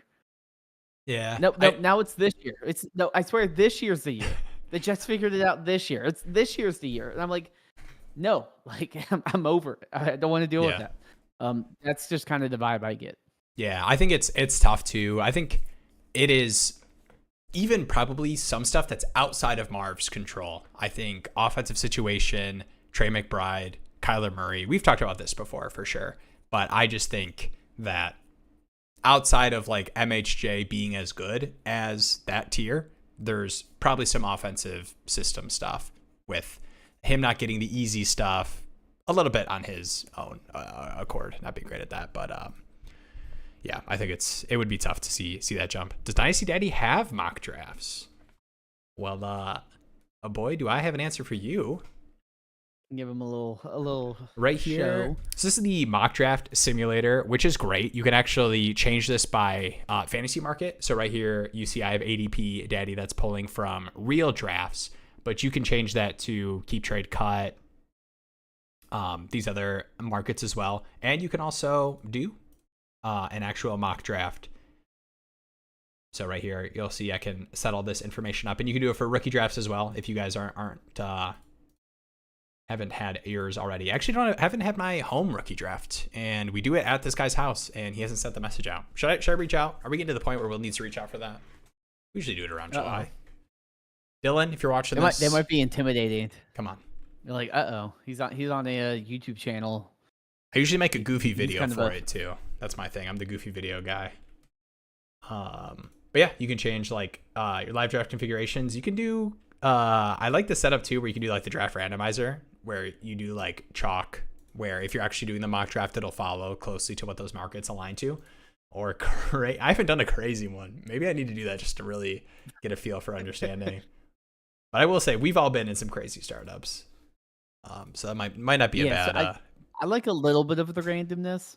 I was like, I need one that like I need crazy to be really crazy, but still, unfortunately, it doesn't help you from like random people taking like James Cook 103 in rookie drafts or something, and you're like, well, I don't know what to do with that. Or in my home league, someone took Jimmy Horn mid-second. I'm like, what am I supposed to do with that information? Mm-hmm. So those are the people that cause issues when I'm trying to do analysis and build trade values, and it's people that take crazy, oh, I'm a Panthers fan, so I have to take this player.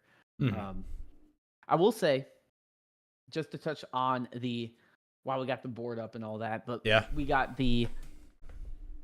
Kyle said he meant 6th round pick instead of 4th round for Marvin Harrison Jr.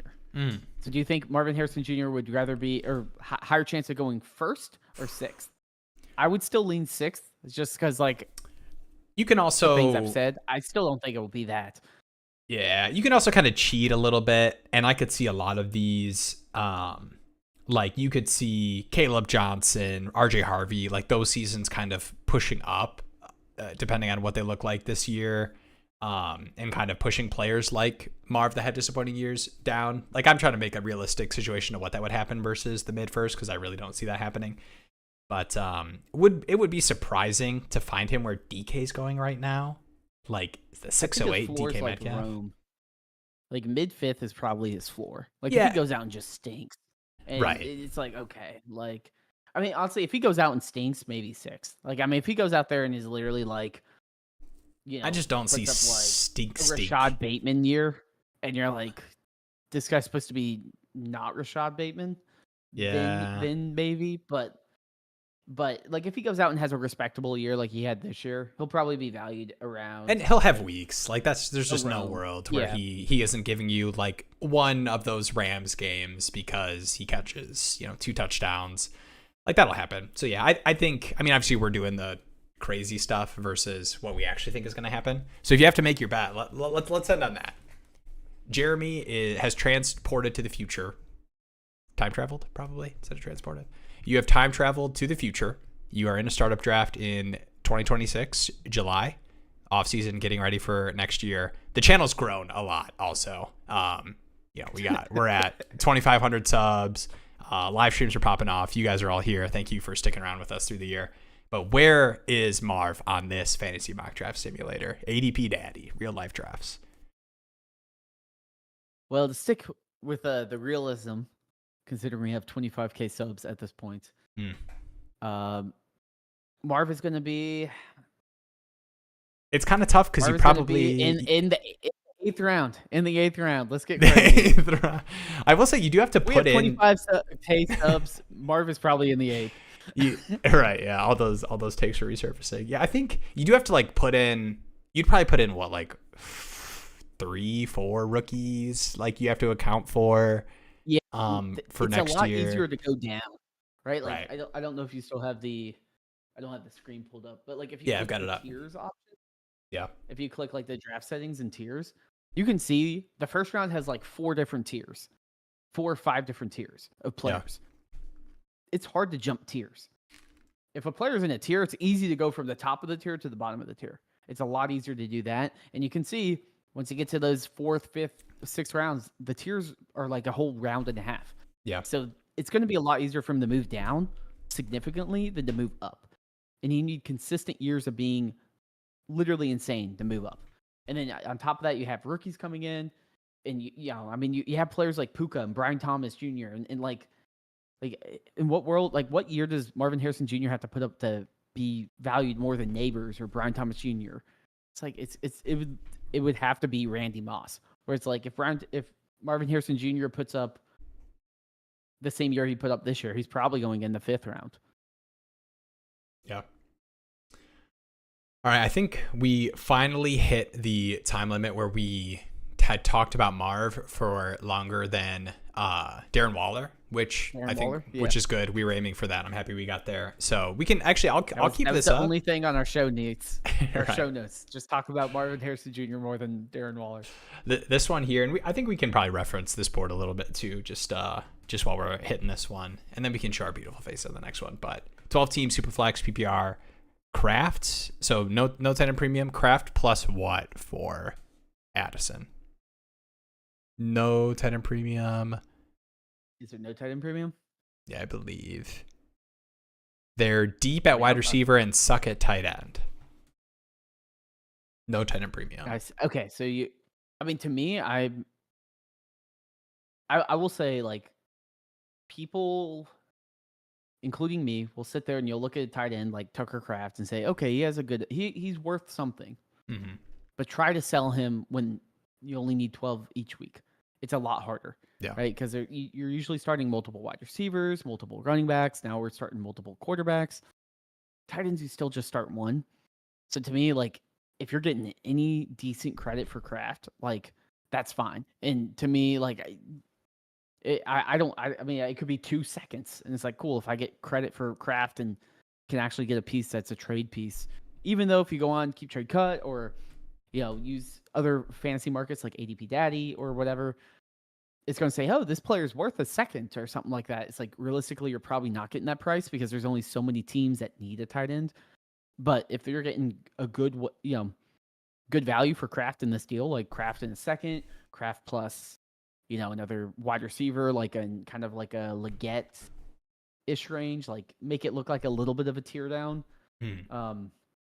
I would look for something like that because to me, like, if I can just, get off of a tight end and get some value in the trade, because the Kraft is good, but he's not going to be elite. You know? Like if I could do Josh Downs plus Kraft and get Addison, I'd probably do something like that.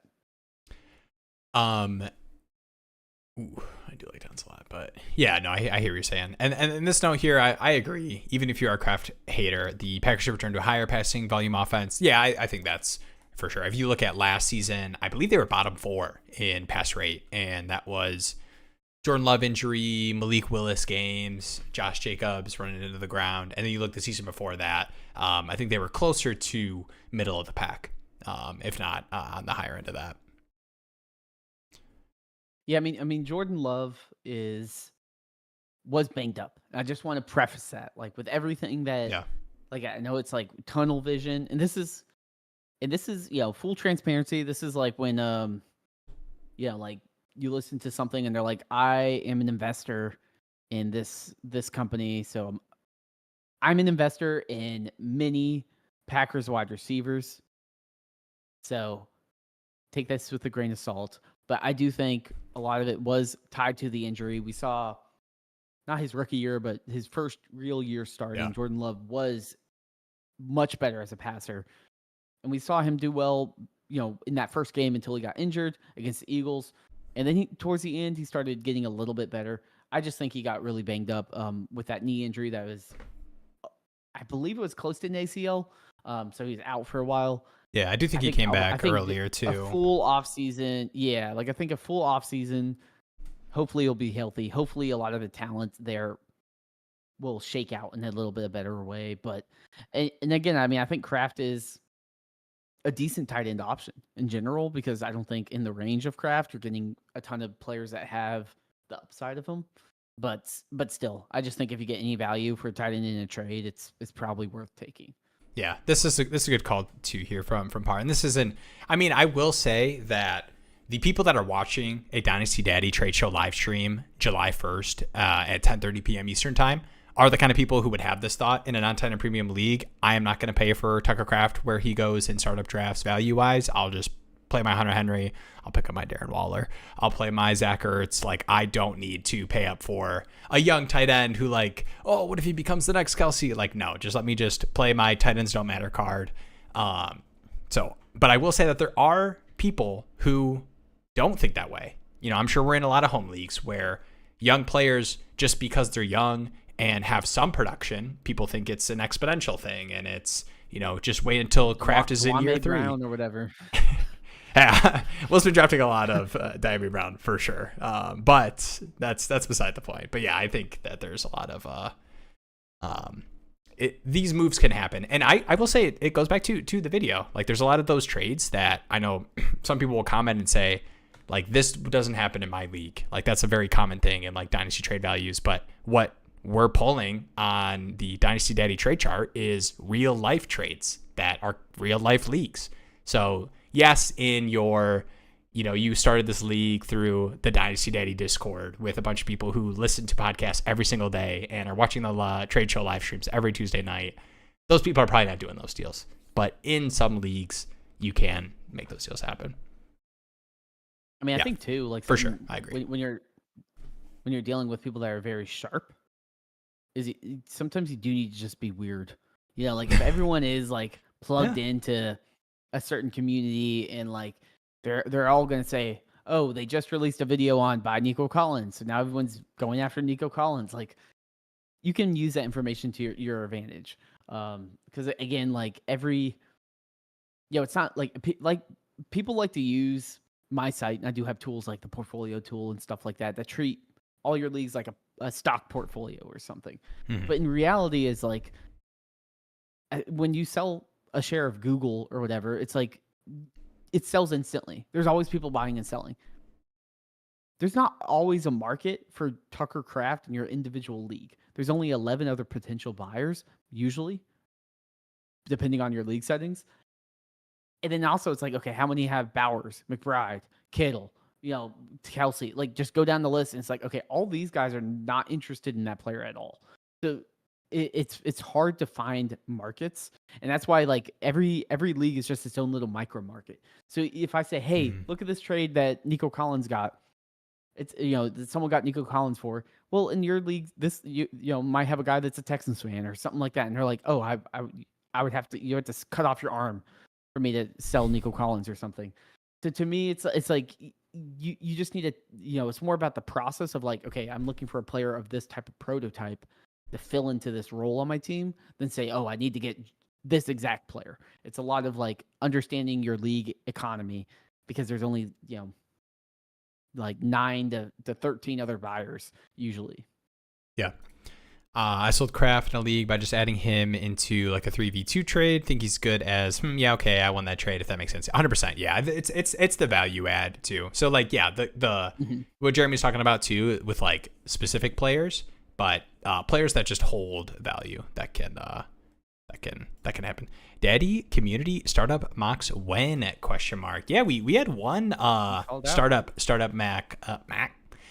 mock draft stream a couple weeks ago. I think that was right before you went on your trip. So yeah, I mean, yes, we're definitely down to do those. And that was in the in-laws basement. Yes, and we have to figure out too the we're talking through it a little bit. I don't want to tease too many things that I haven't confirmed with Jeremy that are possible to happen. But we're definitely going through the conversations of what the Dynasty Daddy actual leagues will look like.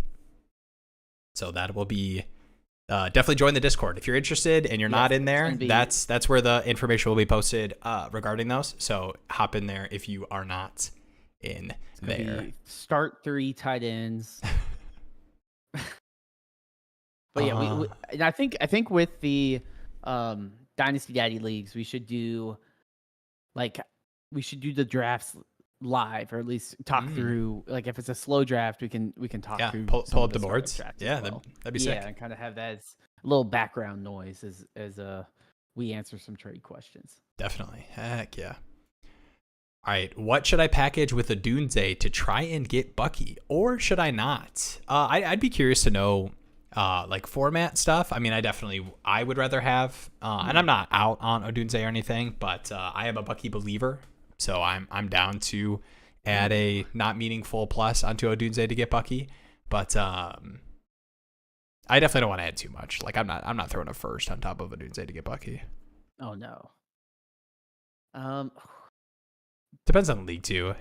This one's tough. To me, and I don't want to come off as a Bucky hater. Just say it. I feel like Bucky Irving to me is in that tier. Like, he's like, if you made a list of wide receiver or running backs, and you're like, oh, this guy, yes, this guy, like, this guy's awesome. I like this guy. And then you get to the point where you're like, okay, like, once you get the top guy, Bijan, Gibbs, Barkley, Gene T, Hampton, and then you get to like Achane, and then after that you're like, then what? Is it Brees? Is it Bucky? Like, I feel like it's just kind of like inflation of, we don't know who the hell to put here. And like, Bucky was really good, but we also don't know who to put here. And I don't know if Bucky Irving, from a value perspective, in my mind, can ever get above like an Achane type guy. Like, I don't know if he can go higher than RB7. And that's my hesitation with buying him. I could totally see him crushing it next year, but I don't think he's going to be more valuable than Bijan, Gibbs, Gene T, Hampton, Achane, and then whatever vet pops off, whether it's like, Barkley or whoever, Jonathan Taylor pops off or something, like, whoever puts up crazy years usually gets bumped up in dynasty value. And maybe it is Bucky. Maybe Bucky is the guy that starts ripping off crazy seasons. But I just hesitate because right now he's in middle third in startup ADP, which to me that's kind of crazy. Yeah, from a guy like, I'm like, I'm not like, I don't know if and I like Bucky. Yeah, like, that's the issue. Is I'm like, and I'll sit here and probably say the same thing about Odunze. I'm like, Odunze is also kind of like a guy where it's like, he's like JSN, but I feel like JSN had a meh year, and then all the talking heads were like, oh, JSN, sell him, he's a bust. You want to get out of it on him.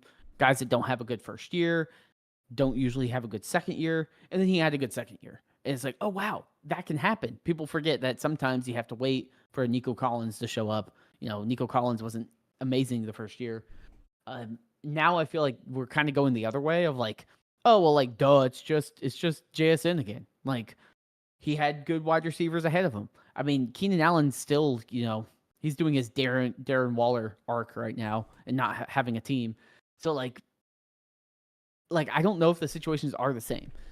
And that's the thing, was like, I feel like Odunze has a little bit of that hype, a little bit of that added value of like, oh, well, it's just going to do a JSN thing, which is like, it might not happen that way. Yeah. So in a way, it can kind of cancel out the value. Like, if you put Odunze in a second and get Bucky, sure. Like, I don't think that would be bad. Like, all right, how about second or something? All right, so the RB room, we got some context here. Appreciate it, Cal Hop. RB room is only RJ Harvey, and I assume this is Caleb Johnson. That's why I'm contemplating trading for Bucky. And look at this wide receiver room. Neighbors, BTJ, Marv, Ladd, Odunze, and Travis Hunter. I mean, this is the kind of receiver room I think you have enough value to make these kind of moves for bets on running backs. So maybe Bucky.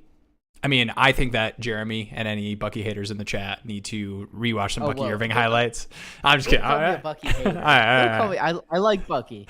Yeah, that's coming from a Panthers fan.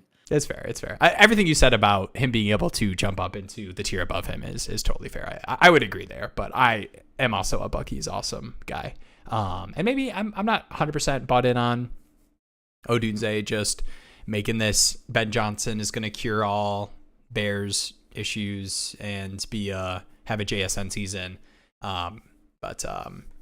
Yeah. So I think this is the kind of receiver room where you can make this kind of deal. I wouldn't want to, and I think it's nice to be able to do it with a wide receiver value versus having to add on to a first to like go get a running back. Like that's where I think you make dangerous bets when you're adding on two firsts to get running backs and players like Bucky versus being able to trade from excess at the receiver position to do that. So I'm totally down to do that.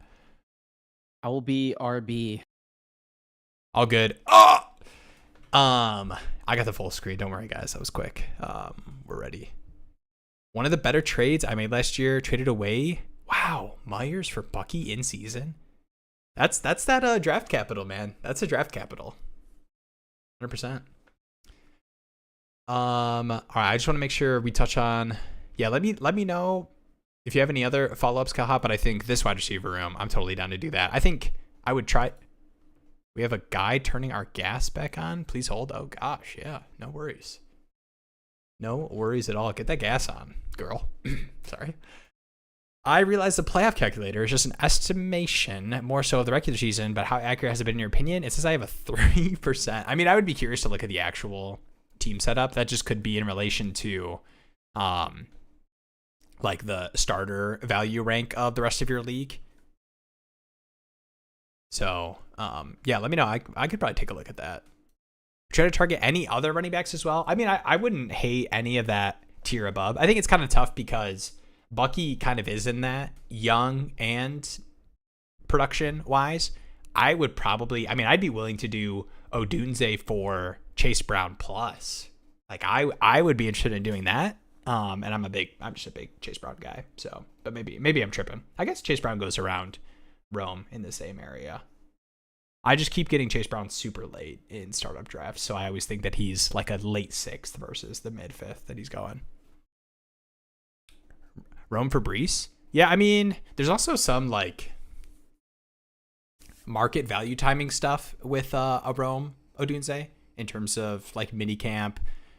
He gets a positive report of how he's looking. But I also think that people are just high on Rome right now. Like Jacob's calling out. I think there's a lot of creators I trust too that are high on Rome and what he did in the first season and the off target throw rate from Caleb Williams. So yeah, I'd be fine with any of those running backs in that range. I would try to get up to Achane if you could. He's probably at the tail end of those like young elite running backs. I'm a Brees believer. I wouldn't want to go after these old guys like the CMC Derrick Henrys. And the rookies and stuff, I'd rather just buy a running back who I know is going to produce for my team. Like your team is young, but it's young and productive, like all those neighbors. Lad, MHJ. Shroud for JJ McCarthy in a 27 first W. Yeah, I'm a JJ McCarthy believer. I'm down to do that in most cases. And I like the 27 class. I don't hate that.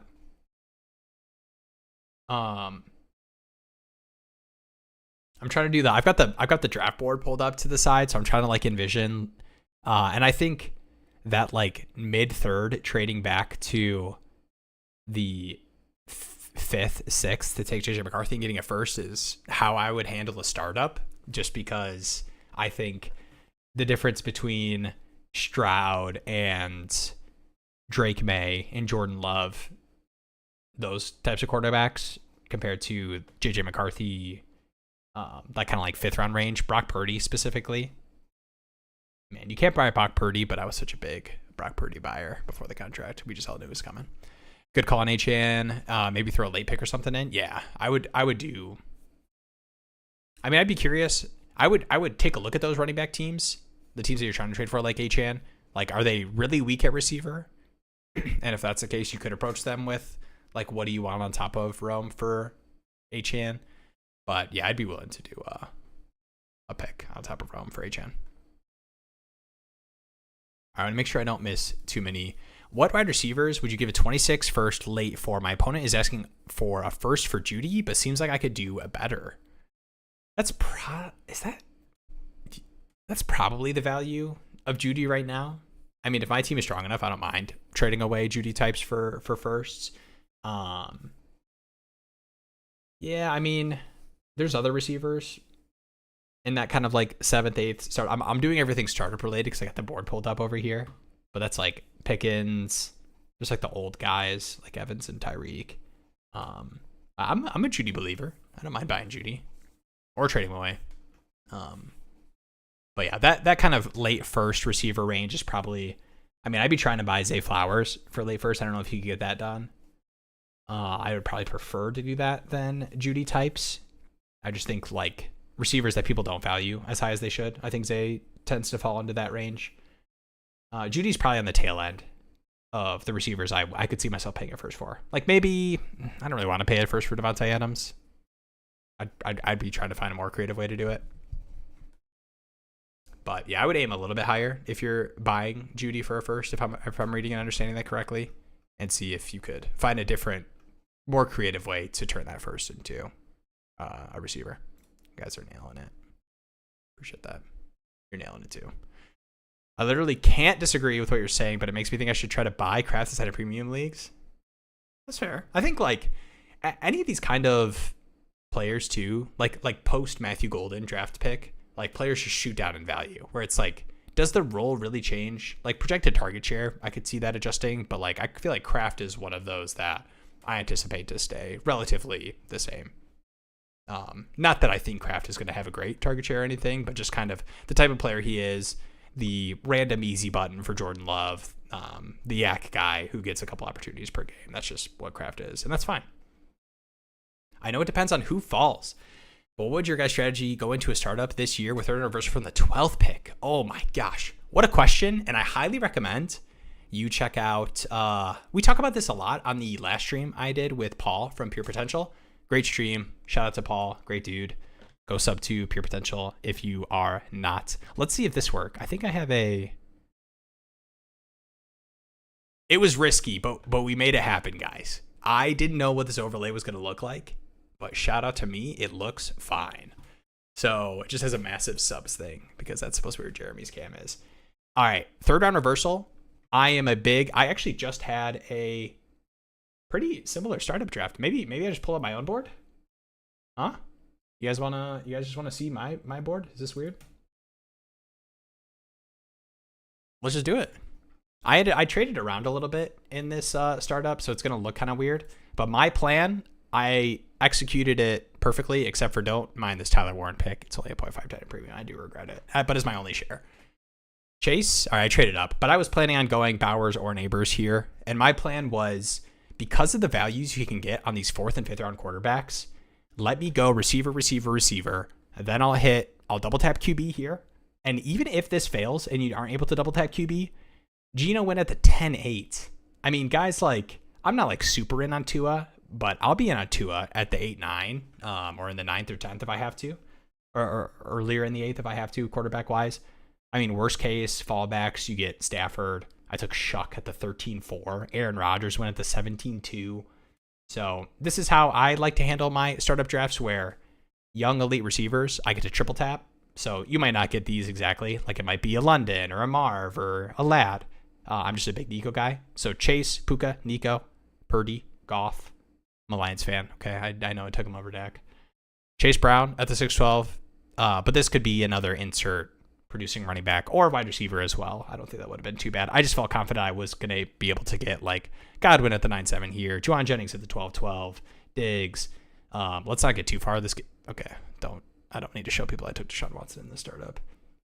But that's what I would recommend doing from that spot. You go CD, BTJ, and then third round reversal hits, and you're back here, right? This would be linear. And you could triple tap receiver. I mean, you could take a quarterback if you're like pretty risk adverse and want to make sure you lock one in. I totally get that in Superflex. But let's say you go CD, BTJ, and whatever your favorite of Marv, Ladd, or maybe one of these guys falls, and you really like Caleb or Justin Herbert, or you trade up for Nico or Drake London. then come around, so you're here, jump back over here, right? Then you come around here at the 412. You could take Baker, you could take Purdy. Worst case, you could, trade around and maneuver yourself in a way to get Cam Ward, JJ McCarthy, Jared Goff, Trevor Lawrence. I really did want to get T-Law. But yeah, that's what I would recommend. Any other thoughts? I'm just a big, just the current sleeper ADP and the way I've had my startup drafts go this offseason, I am triple tap wide receiver in the first 3 rounds, if not double tap at least. Mostly if I'm in the back end.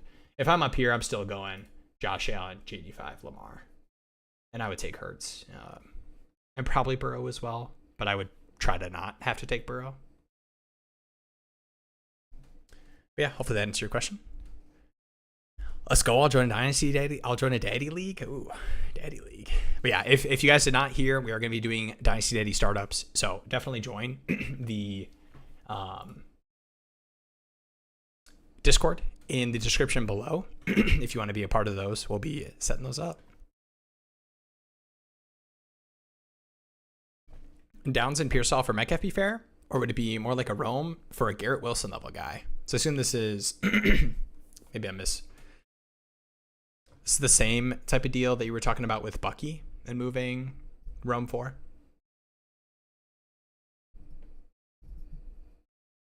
I might be totally missing that. Might be. Minotaur edits. I need to check out this YouTube page as well. What's the vibe on Garrett Wilson? Should I do my best to tier up on a contending team for more production on wide receiver? Oh, I went to the Jeremy screen there. Oh. All right.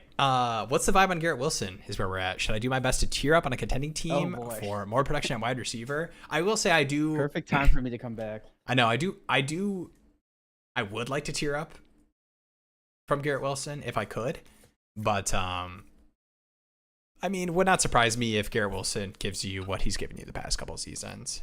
So that would be my expectation for this next year with just looking around that receiver room. I think it's going to be Garrett Wilson, Breece Hall. Miss me with the Arian Smith having a meaningful target share for this team.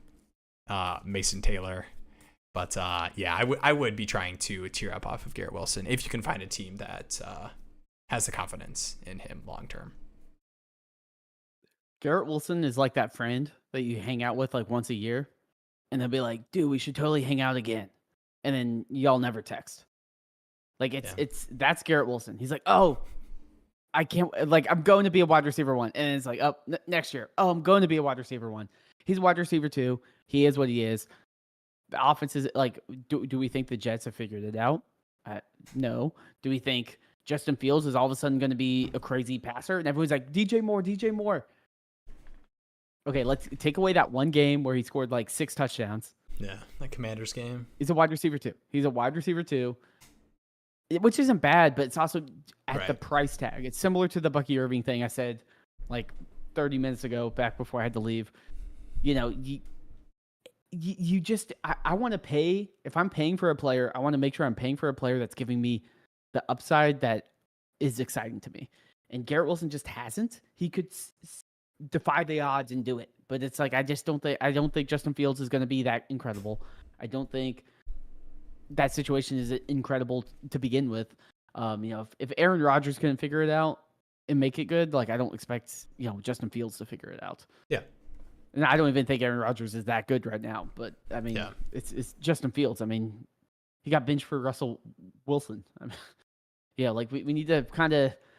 I don't like raining on people's parades. It's a lot like Marvin Harrison Jr. or like we just like pump the brakes on some of these guys. They're guys, but like it takes a lot to get up into Justin Jefferson or something like that. Yeah, I would definitely. I do think Garrett Wilson does carry the. Like, he is a good receiver value. Now, you might not be able to get that price from people, but I think there's a, like, people will tear down to Garrett Wilson. Now, you might have to pay the piper to, like, go gut up to Justin Jefferson, like Jacob talks about here. But I would definitely be knocking on the doors of whichever of those you feel a lot better about this year's production, dynasty receivers in that kind of Nico, Drake London area. Yeah, I mean, I think this is probably too his last year of like it's like his make or break year from a dynasty value perspective. Because like after this, if he does what he does, and It's everyone's probably like, okay, Fields he's for just 2 a Jordan seasons. Addison. Yeah, like you can't keep telling the story, and then he'll start getting older. Like the issue is like he's still young, so people can still squint and say maybe things change.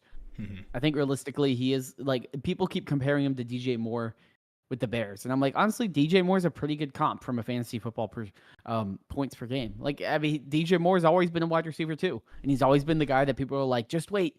He never had a quarterback in Carolina, and now he's like, it's the same situation. To me, it's like you might get one wide receiver 1 year out of him, but I'm not expecting a ton to change. Yeah. Garrett Wilson. So it was a mid one was what this is, but Garrett Wilson, AJ Brown, and a 27 mid first for Justin Jefferson and a 27 mid third. Oof. That is, I mean, I could see myself doing this kind of move in like a super shallow league. It'd be tough for me to do that even for Justin Jefferson. Just the first on top of AJ Brown and Garrett Wilson. I traded Drake London and 3 firsts, 3, Drake London and 3 subsequent firsts in the Desmond Ridder era, which right now is a pretty rough move, but it is a 12-team start 9. And my team is insane, or was insane at the time, and that first has been the 112, the 110, and will probably be the 110 again. So I'm okay with that. It seems like Jacob's in a similar situation because he said his team is loaded. Yeah. That's the kind of move that's maybe it is just like like you're like, I don't know what to do with Garrett Wilson and AJ Brown. I mean, I will say, if we want to spin zone this and try to give you the benefit of the doubt, it's a good trade. Garrett Wilson, AJ Brown are probably going to lose like 15% or so of their dynasty value next year, just based on age and assuming Garrett Wilson doesn't have like a crazy breakout year. Their value is kind of where it is. So it's not the worst. Like, Justin Jefferson is always going to be a first round startup pick for the next 3 years, most likely. So you at least, and like if you say it's a 12-team start 9, then it's like, okay, you can swallow that. And you only, in the long term, you only give up 1 first. I could turn around. It's not like 3 first. Yeah, it's not like 3 first where you're sitting down, every year you're going to draft and you realize you don't have a first round pick, and then you think about that trade and you're like, why did I do that? Because I would much rather be able to pick, player X now. I'm savvy too. It's the home league, so I got the 2. A little confident. You got a little swagger over there. No. I've only won once in the past 4 seasons. This will be the 4th season, but I have the 2-0. I don't have my first this year, but I have the 201. So, but basically a first. Yeah. It's the gentleman's first. Right. We had a couple Pickens related questions. So I see this one up here, which is Pickens and Braylon for the 108, which I think is probably pretty fair for Pickens. I feel like a late first is more than fair for George Pickens. I would do that in a heartbeat. Yeah. So this one right here. I don't think has Pickens got extended? No. So it's probably like a 1-year bet kind of deal for the Cowboys, but I would assume situation wise, they would probably be willing to retain him. Like it'd be, I don't want to make too many assumptions. We know what that does to people. But this is another Pickens question. 12 teams start 10 Superflex PPR. Would you pay a projected early to mid 26 first for George Pickens? Do you think his value will rise this season? I think these are 2 different questions because I'm going to say no to in a 12 team start 10 trading a potential early first. So the mid, if it was straight up mid, I'd probably take the first. But if it's potential early / mid, give me the first. And I think the value rising in season, I think he's already gotten a bump, obviously, from the Steelers situation to the Cowboys. And I mean, I do expect this offense to be good. And I do expect Pickens to give you the classic George Pickens weeks of, he scores a long touchdown or whatever, and we'll get a bump. And I mean, you could have the nuts situation where he gets to choose his spot next year and maybe he has a great year and resigns. But I think with all that considered, even the best case scenario for George Pickens alongside CeeDee Lamb, I'm just going to take the flexibility of the early mid first. if any pick has a upside of an early first, I'm not trading it for George Pickens. There's a lot of players I think a mid first straight up can probably get you in the conversation to way more interesting players. Yeah. Like than George Pickens to begin with. I mean, like what does a mid first do with a Rashid Rice conversation? Okay, now you toss something to that. Like I don't want to move a first for a Pickens. Like to me, maybe like a guaranteed late first I'd consider, but still even then I'd probably take the flexibility. Like to me, Pickens is like kind of like that Jordan Addison type where it's like he's probably worth a late first, but I don't ever really want to trade a late first. You know? So it's kind of like maybe 2 seconds, something like that I feel better with. Yeah. Yeah, and we don't know exactly what the class looks like. I know a lot of people will talk about the 2026 class as, they can only name a couple players that they could see having like early mid worth it paying for price value. But we talk about it all the time that every year there's players that you don't expect coming out of the woodwork that end up being first round NFL draft picks that are interesting fantasy assets. Well, friend of the show, Mel Kiper, not really, but he did release his way too early mock draft and had, I think, 4 or 5 quarterbacks in it. So, wow. I mean, if we get a draft like that, like, again, it one happens. of those things where it's like, there's a lot of football to be played. I'm not trying to sell out picks, especially with early upside.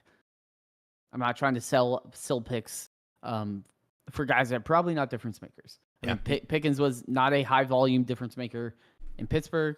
Now you can say a bunch of different things about that, but now he's what, 20, 23, 24? Already on a prove-it deal and already has potential, personality concerns or whatever. Yeah, I'm potential. I'm not doing that. Yeah, like if I'm moving a first, I'm trying to get Rashid Rice type of guy. I'm not going for Pickens conversation. Like yeah, that's kind of steep for me. Yeah, this is the Garrett Wilson tier up trade conversation. JJ, Chase, BTJ, Ladd, London, Evans, Rome, Waddle, Golden, Cheese. Dang. All right. 112 for Mingo. Oof. Mingo. This has to be a different kind of Mingo. Like that's not Jonathan Mingo. That can't be Jonathan Mingo. That's what did the Cowboys, is it a 4th? What they give up for Mingo? They traded a 4th round pick for I think like Mingo's advanced stats were like the worst ever. I think the Pickens deal was good for them. They made it up a tiny bit, but no, the Pickens deal was good. I mean, Pickens will be a good wide receiver 3 to Mingo's wide receiver 2, but yeah, no, I don't understand the Mingo deal. I mean, that deal to me is just like when you have those people, like you said earlier, where it's like, oh, my team is young. Like mine's a rebuilder, so I want every young player. And it's like, no, you don't. You don't want Jonathan Mingo. No one wants Jonathan Mingo. Jonathan Mingo would be jobless in Canada if he went up there to try to play. So like, no. I assume this is a different Mingo that we're talking about. Yeah, I think it was a live shit post. There you go. All right, that makes sense. What's your opinion on Golden? A bona fide wide receiver 1 or more, the same what they have? I think that I think sometimes we try to like lock in too much to like the wide receiver 1, like target share wise versus like actual production. I think Matt LaFleur is kind of a very much a spread the ball around offensive mind. And I'm not totally out on Jaden Reed. I think like a lot of his like per route stuff is really good. I think it is hard to do, and maybe this is Will's best ball brain kind of creeping too much into, but I think a lot of last season was tough for the Packers. And I think Romeo Doubs, legit NFL receiver. I think Jaden Reed, legit NFL receiver. Tucker Kraft, legit NFL tight end. Dontavian Wicks gets open, drops the ball. Guy. Yeah, but I think they are a ton of wide receiver 2s, and I don't feel confident enough in my analysis of the prospect that is Matthew Golden to kind of like vault him up into, yeah, I think he can be a lock-in 25% target share guy for the Packers year one, and we're going to see that value rise. Yeah, I think. Yeah, I mean, I think. And I don't think Christian Watson's dead, even though he probably is. I don't think he is DEAD dead, just DED dead.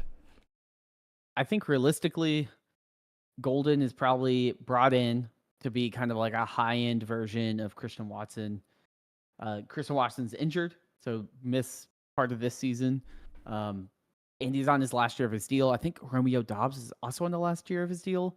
So to me, I agree with what John P's saying here. I think Reed is slowly creeping into a buy at this point, because I think realistically what we're going to see is maybe they keep Doubs, maybe they re-sign him, but I think Watson is probably just going to be replaced with Golden. But Golden's also not a high target earner in Texas. I doubt he's going to demand a ton of targets. He's probably going to be more of a field stretcher, big play, home run type of wide receiver.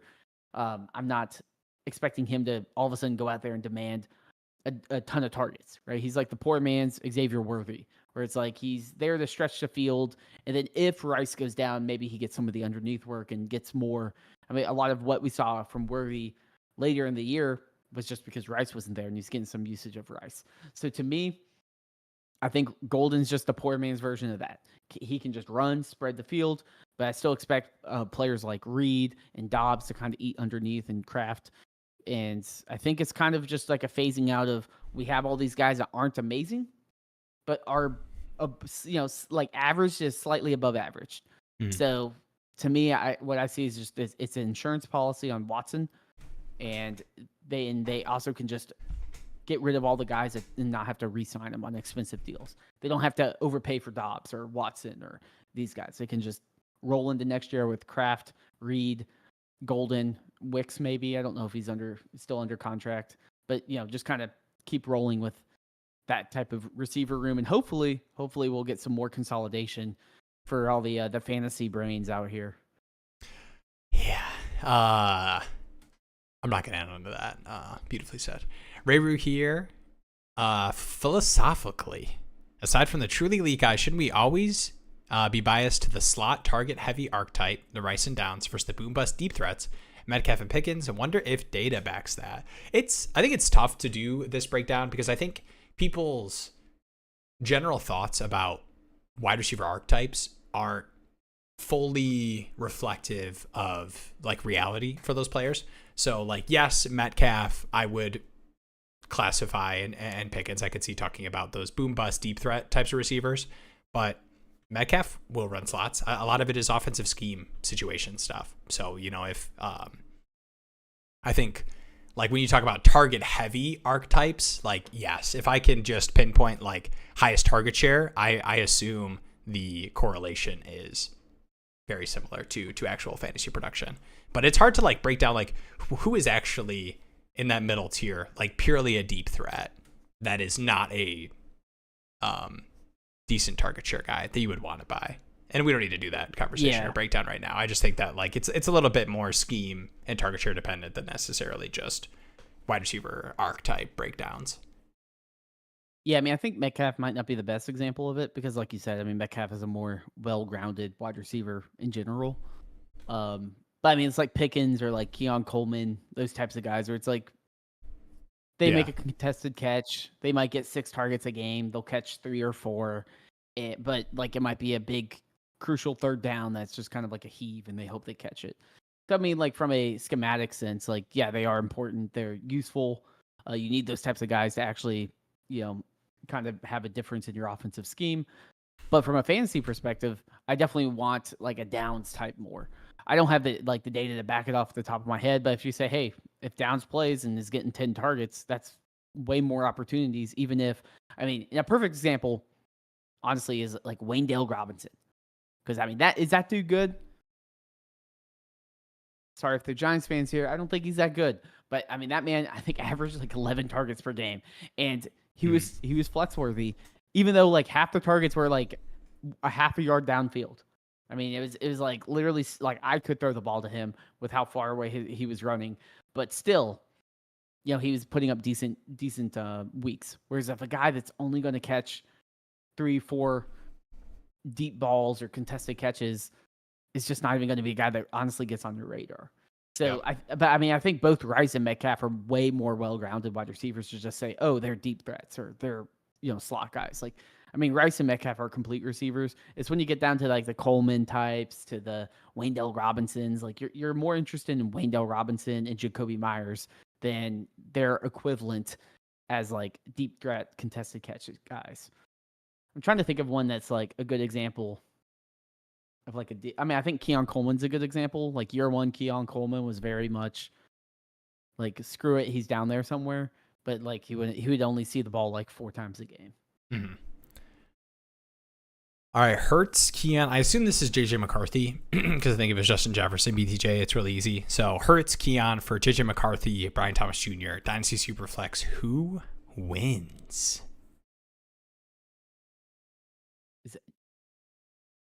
I think it's JJ McCarthy. Okay, I love Hurts. Oh, okay. I was thinking Justin Jefferson for a second. Yeah. I would probably say JJ McCarthy. I do think JJ McCarthy is a little overvalued. Like, I think he's just. I do prefer some of the quarterbacks in that range. Yeah, but I still think you're getting 2 decent pieces. Like, what's Keon Coleman? Like, I hope your league's a start 14 players because Keon Coleman's probably not relevant. Like, we just talked about that giant thing.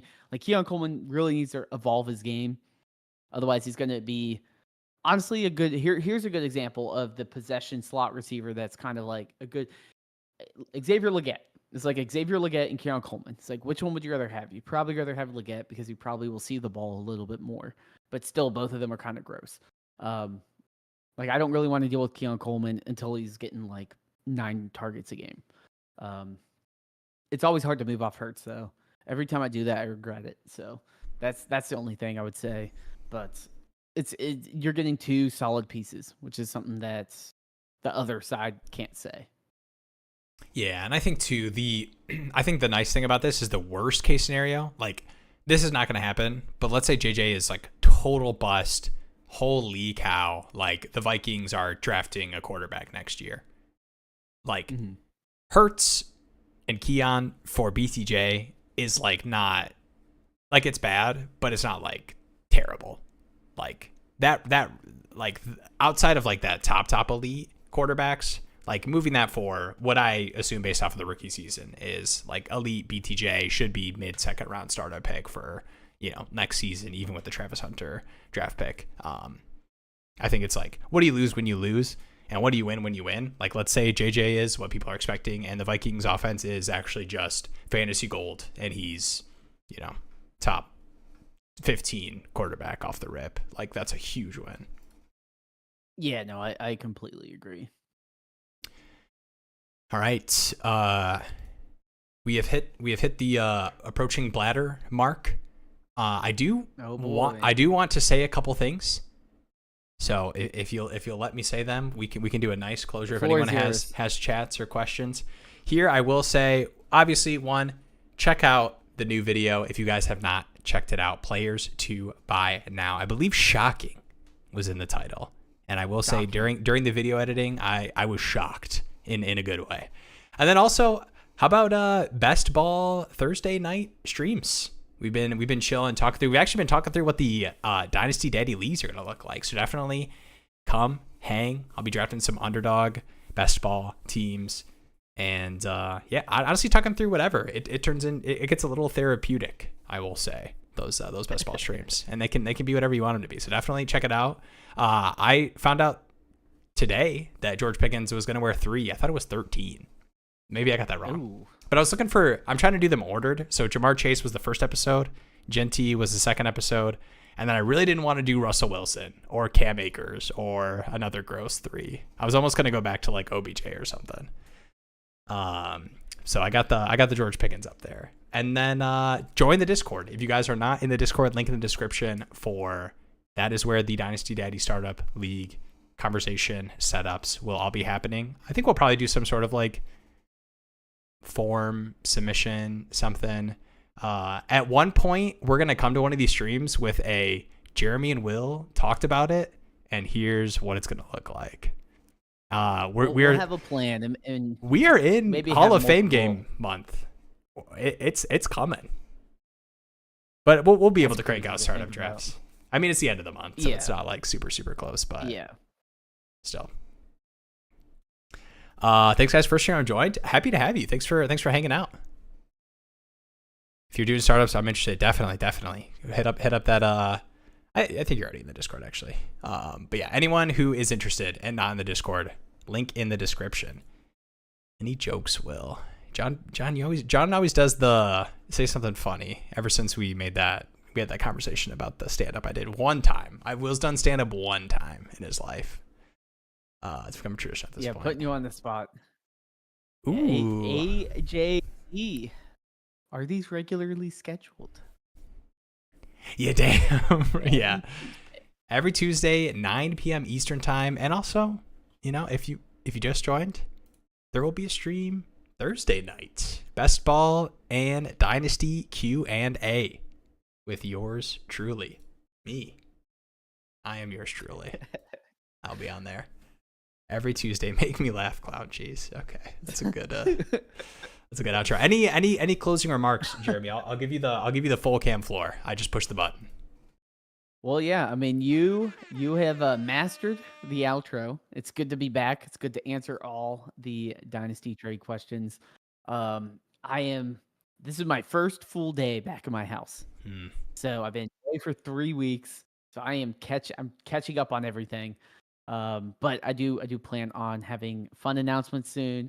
More coming to the channel. We're still trying to grow this thing, so share with your friends. Tell your friends, share with people. That's the best way to help grow this, as well as doing the normal YouTube stuff. And every Tuesday and some Thursdays with the best ball streams, we will be live here, and we're also going to figure out stuff that we're going to do for Dynasty ID leagues, but also in-season stuff. What do y'all want to see in season from us? Whether it's breakdowns of the games or start sit decisions or whatever. Whatever it is. Think about that, because we're also thinking about that because we have not done a full regular season together yet. So that's something we're trying to figure out how we want to do. But I appreciate everyone tuning in. It's so much fun to have a bunch of people in here. And I hope to see these numbers go up and get more people, more chaos in the chat, because I just see Will smirking over here, so that's when I know. I'm a big smirker. It was me, and I like getting the statistics and projections label. It kind of makes me feel like I feel like when somebody makes a comment about that, your opinion is somewhat validified. You're terrible. Takes. Your data. Just don't rewatch the beginning of the stream where I was talking about bidding on Darren Waller. But everyone, at least do a 0. Just do a 0 fat bid. Drop that. Who's the worst player that's on people's rosters? Drop that. Jordan Whittington. Yeah, drop that drop that UDFA that you picked up because I don't know. Nobody told you to. You just picked up. Who's that fifth string running back on the Patriots? Efton Chisholm. Lanninson or whatever. Oh, Larson. I was told he was going to hit, so that guy's holding the bottom of my rosters right now. Well, I'm gonna hold the bottom of the toilet when I go to the bathroom in a minute here. There's your joke, John. There we go. There's the funny guy. All right, peace out, guys. See you Thursday night, and then if not, I'll see you Tuesday night, or if both. See you Tuesday night, 9 p.m. Eastern time. Sub, I guess, still like the video or the stream. It can't hurt. And go watch the. I mean, obviously, yes. Come to the stream Thursday night, but watch the new video, guys. Let that be how you go to sleep. Maybe play it throughout the night. Help with the watch hours, huh? On repeat, yeah. There you go. Chisholm is the next wide receiver. Yes, they both don't matter, but and maybe they will. Somebody clip this when they do matter. All right, peace out, guys. I feel like Myers matters. He's a wide receiver too. Yeah, he matters. No, Nick Westbrook. Yeah, I can see him. He's a roster clogger, but I won't make you drop him for Darren Waller.